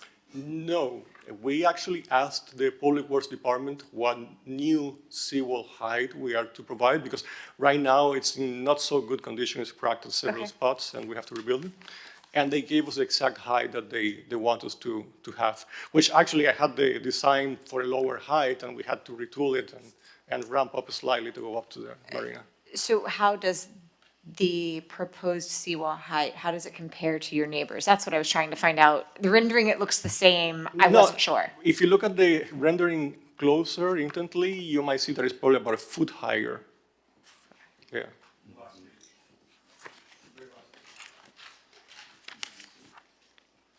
I mean, I'm just eyeballing it here, but I Oh. recall, because I don't know the A904, exact thank elevation you. of the side. Thank But- you. I was looking at a different one Sure. where it looks much closer, so that's why I wanted to know. Thank you. No worries.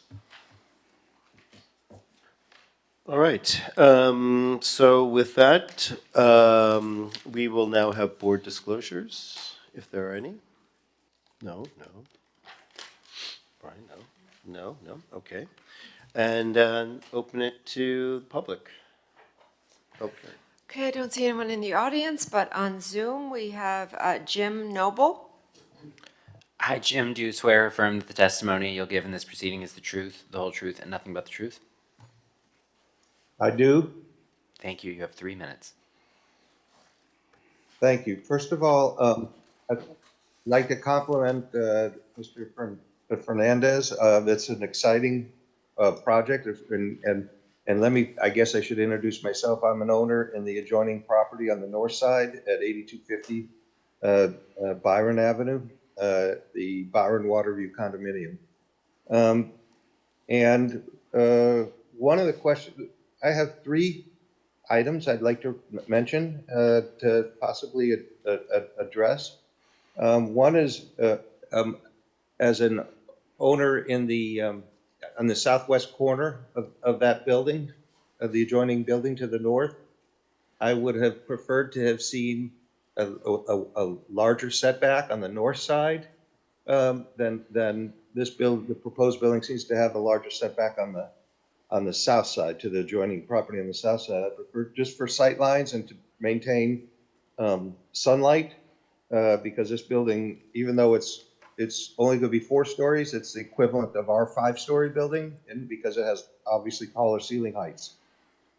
So that would be one consideration in terms of maintaining the sunlight on our the sunshine. I'd also suggest for consideration that both from a marketability, that would also improve our sight lines and also perhaps enhance marketability of the proposed project, is to have the balconies, the fourth floor of the building, not pushed all the way focused on the canal, but it's dramatically set back from Byron Avenue, but all the way against the canal, but position it in the middle, center it to the east and west, so that there's balconies on both sides of the building that would help preserve sight lines on both sides of the building. One of the things of particular value to me is our sight line of the canal that would be partially blocked by because the 4th floor of this building is already pushed back as far to the west as possible.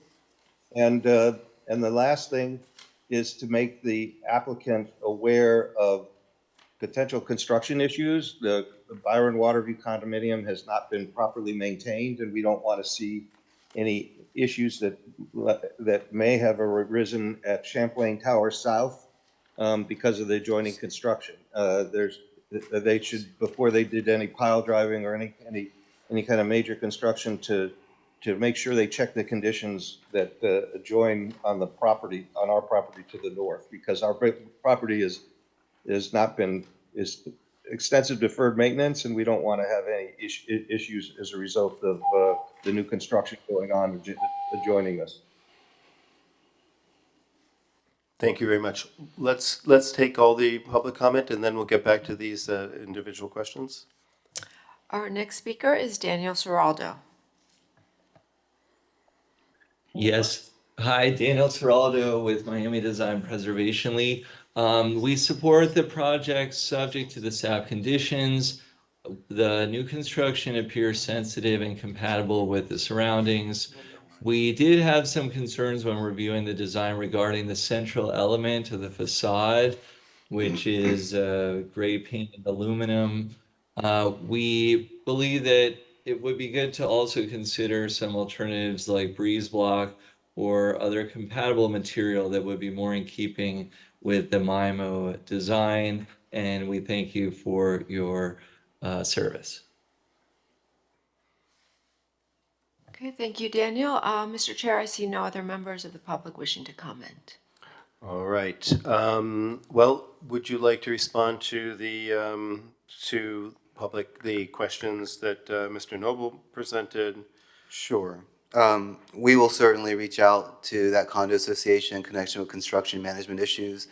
It's too bad that the building has not been maintained. I share his concern about it getting worse and exacerbated by construction, so we'll figure out what we can do to live with them. I'm sympathetic to his loss of view, but you don't enjoy a view across the neighbor's property. And with regard to Daniel's design suggestion, I think we're comfortable with aluminum, but I'll have our architect speak to Daniel's suggestion about that. Well, first, I wanted to thank Mr. Noble for his kind words. And to an extent, at least on the ground floor, which is the highest story, we tried to push back away from the water a little bit because we wanted to give enough room for the uses that we have back there. And also we were conscious of views from the building on the other side.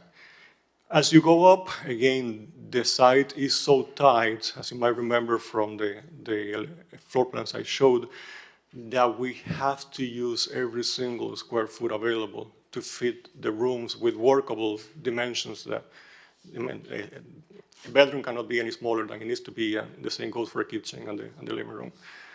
As a matter of property rights, yes, you get to build up to where you can and where you're allowed to by law, and trying to be as sensitive as possible. My job is to try and design as good a building as possible, so at least it's pleasant to look at. The wider setback in the south was more than anything, precisely because you have the sun there, and the landscaping that was to survive would need sun as well. As far as Mr. Ciraldo, I would say that I honestly believe that if Morris Lapidus was alive and kicking today, he wouldn't mind experimenting within the same vocabulary that he used back in the 50s. And he would have loved to toy around with the technical possibilities that we have today.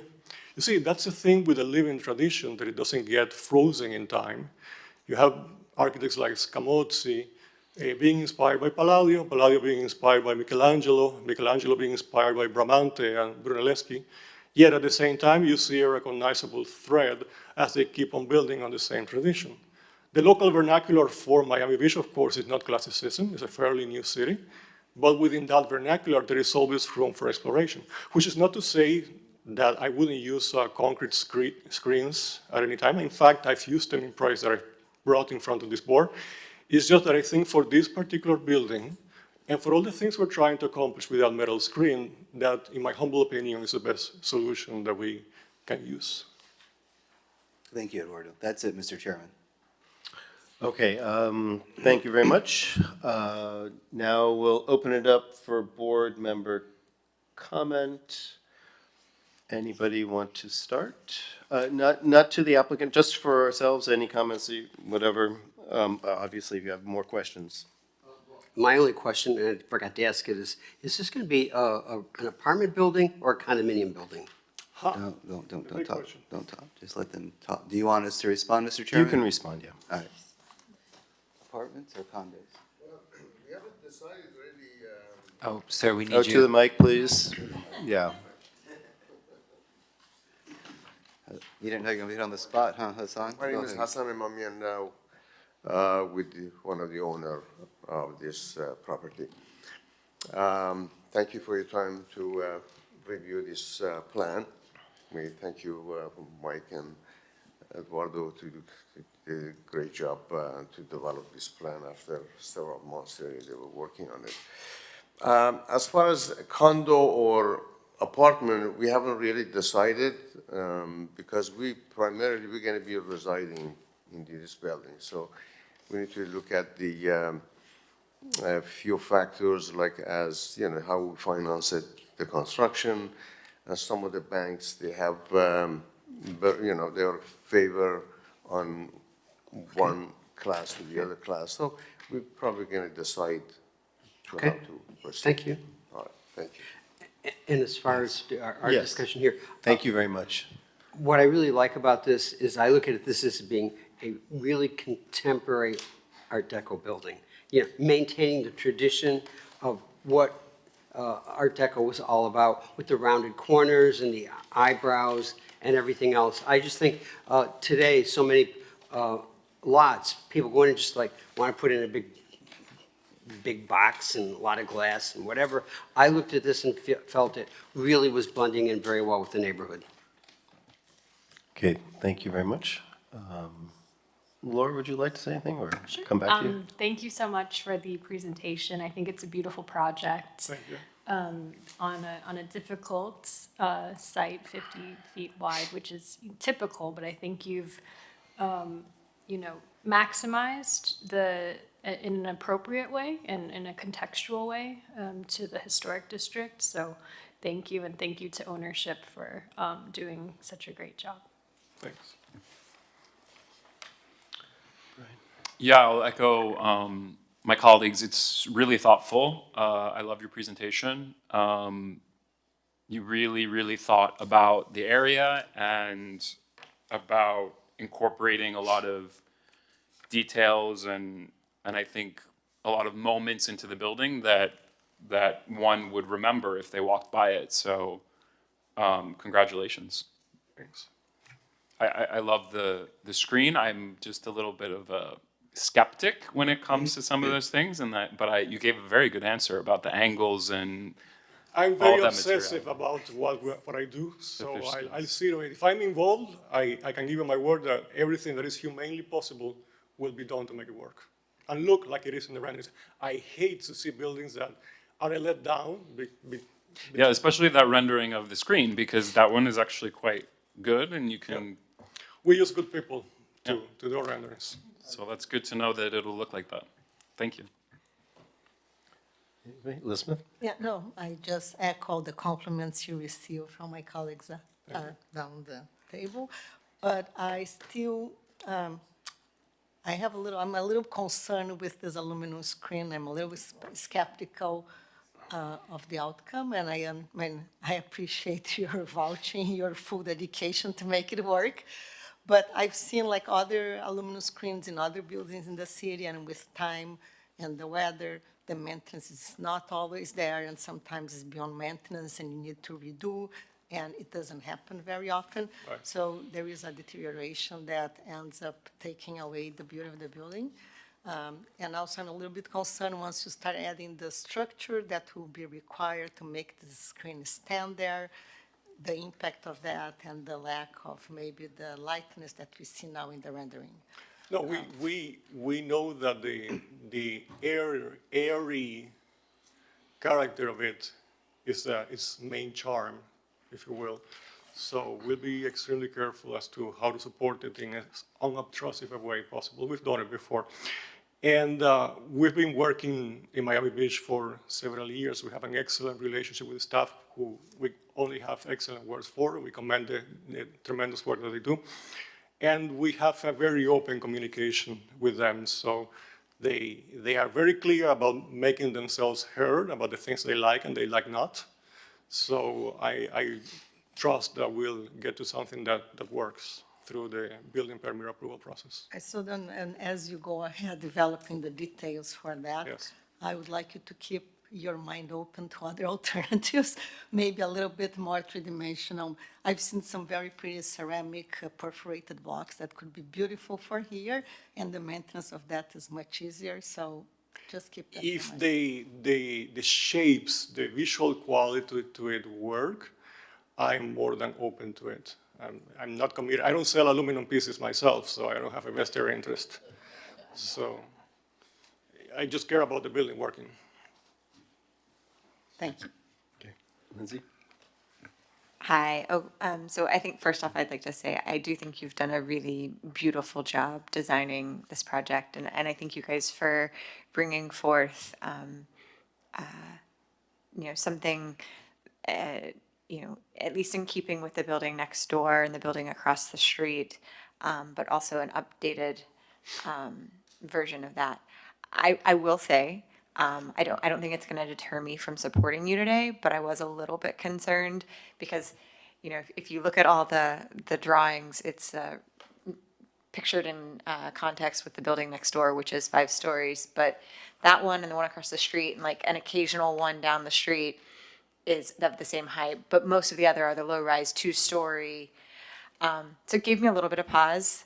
I don't know, I just felt the need to say that. I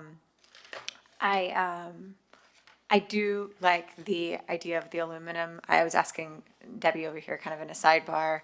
I know there's a building south of Fifth, the Louvre House, where they use the aluminum aluminum louvers essentially, right, as their exterior, and kind of in a nod to the louvered windows of the like the vernacular style, I guess, that was down there. So I appreciate the updated interpretation, yet nod towards the, the use of breeze block and the MIMO, that sort of thing. So thank you for bringing this project forth. It's clear that you guys have put a lot of work into this. If anything, just to further convey what informed the decision, one of the reasons why we also had the 10-foot setback on that side was to provide for a transition, a tapering between a lower building and the higher. But also, if you look at that white little building, when the first time I saw it in detail, because I drive there from time to time, it reminds you of the beach town buildings you find in places like in St. Pete Beach, in St. Petersburg, or in the Florida Keys. The thing with those is that they were the prevalent building types, and that's what you saw in Miami Beach, when Miami Beach was like St. Pete Beach and the Florida Keys decades ago. As it becomes denser, inevitably, the type of buildings and the heights within the confines of the approved zoning ordinance, they morph. I mean, even Paris was a village at some point. And we just try to do the best we can within those circumstances. I'm going to start my comments with a question for you, Debbie, just to see whether your thoughts on the vent, the trash vent. Is it? I was thinking it might be possible to bring that the screen that's already on the roof terrace to kind of engage it. It would mean more was visible from the street that's on that floor, on that level, than is currently there now. But it would also mean the elimination of that horrible, like, just kind of thing sticking out. So in an otherwise very nice project. So is that something you'd? That's, at first, we wanted it eliminated. Then we realized it's a trash chute and there are certain requirements above the roof, so it couldn't be eliminated. Right. And then we went to, I think, what you're describing. Well, if it has to be there, then it should be something that's more consistent with the vocabulary of the design.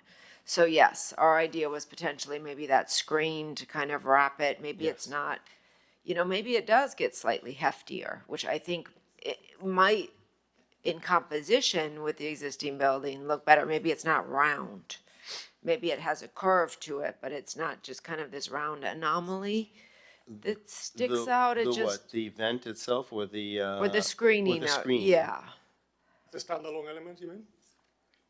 It's the aluminum material. It looks like it's the same material you're using down on the, it's different than the gates, but it's It was similar. higher because at some point we were just toying with the idea of actually emphasizing this chimney to take something from the little building next to us.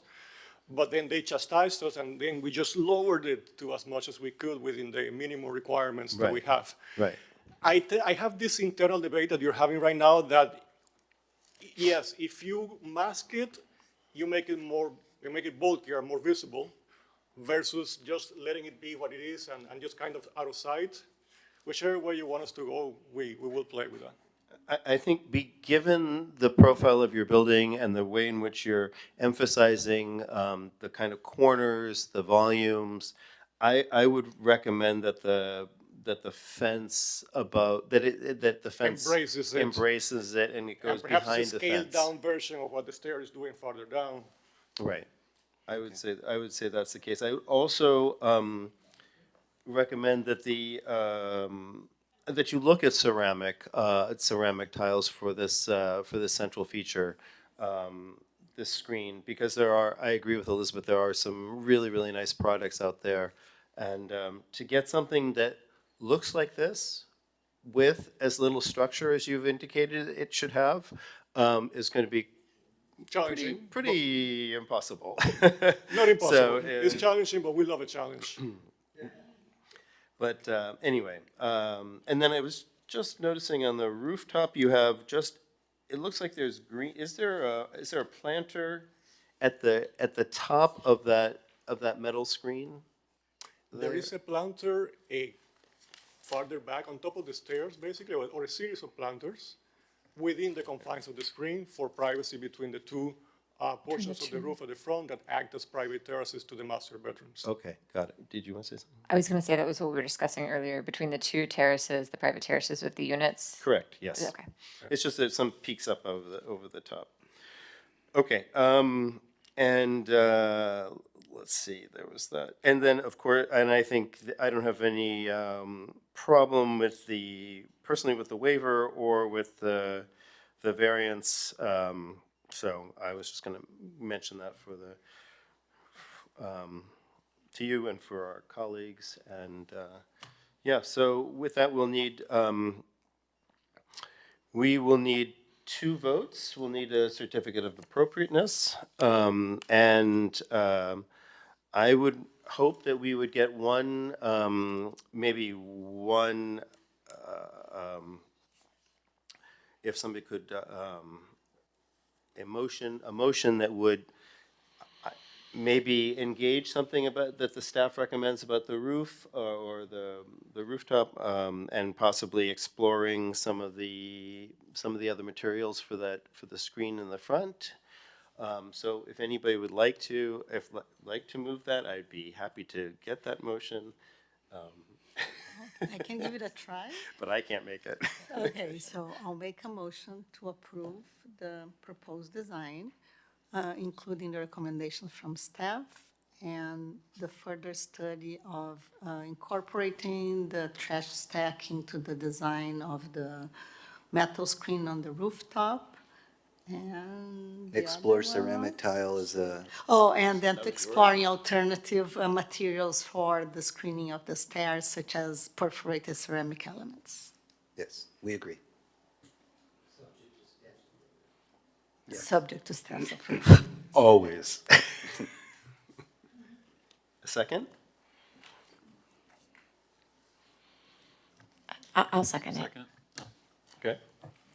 Okay, let me call the roll. Mr. Ehrlich, Yes. Ms. Weinstein Berman, Yes. Mr. Breslin, Yes. Ms. Lovell, Yes. Ms. Camargo, Yes. Mr. Stewart. Yes. Okay, that passes. And then we need a second motion for the variance, the driveway variance. I'll move that we approve the variance from, is it 12 feet to 10 feet? Is that correct? Correct. Second. Okay, let me call the roll. Ms. Weinstein Berman, Yes. Mr. Breslin. Yes. Ms. Camargo, Yes. Mr. Ehrlich, Yes. Ms. Lovell, Yes. Mr. Stewart. Yes. Great. Thank you all for your time. Much Thank you. appreciated. Thank you so much Thank for your time and Congratulations. your kind words. Nice project.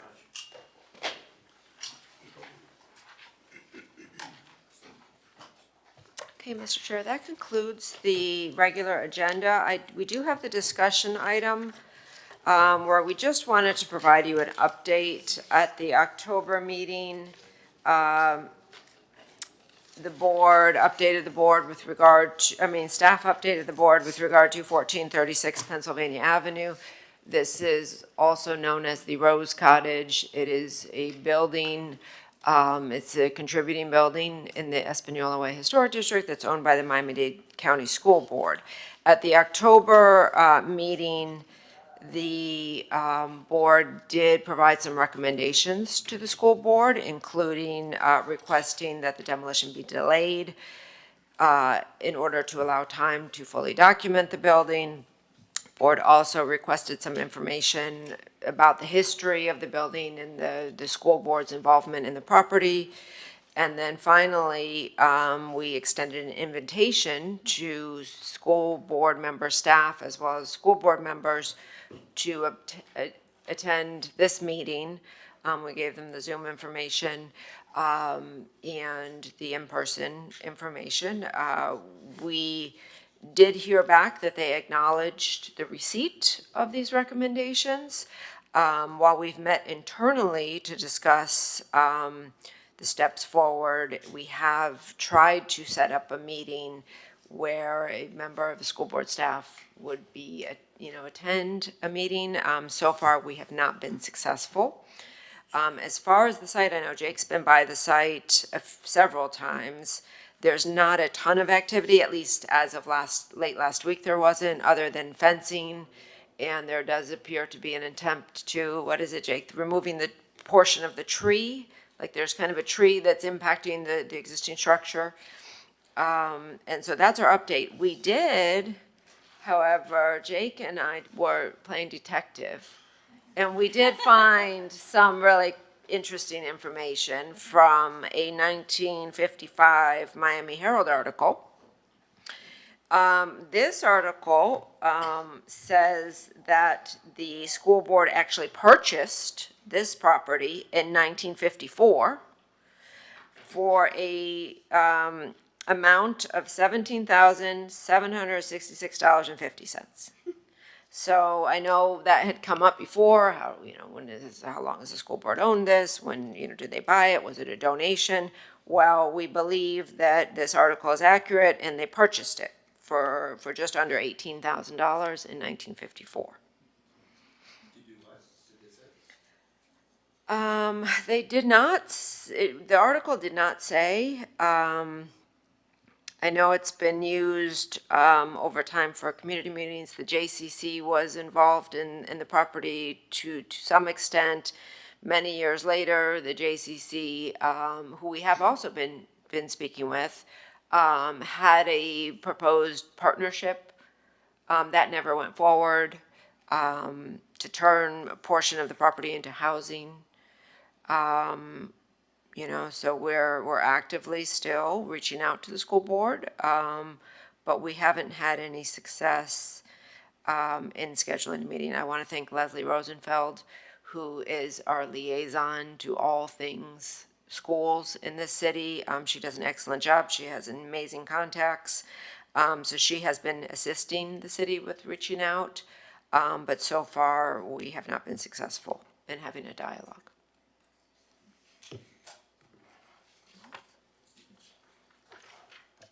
Has there been any more indication about what that site might be used for, or any indication from them? No, from my conversations personally with the school board, going back months, they currently do not have a plan for that site. How long has it been vacant? A long time. I would say, over a decade.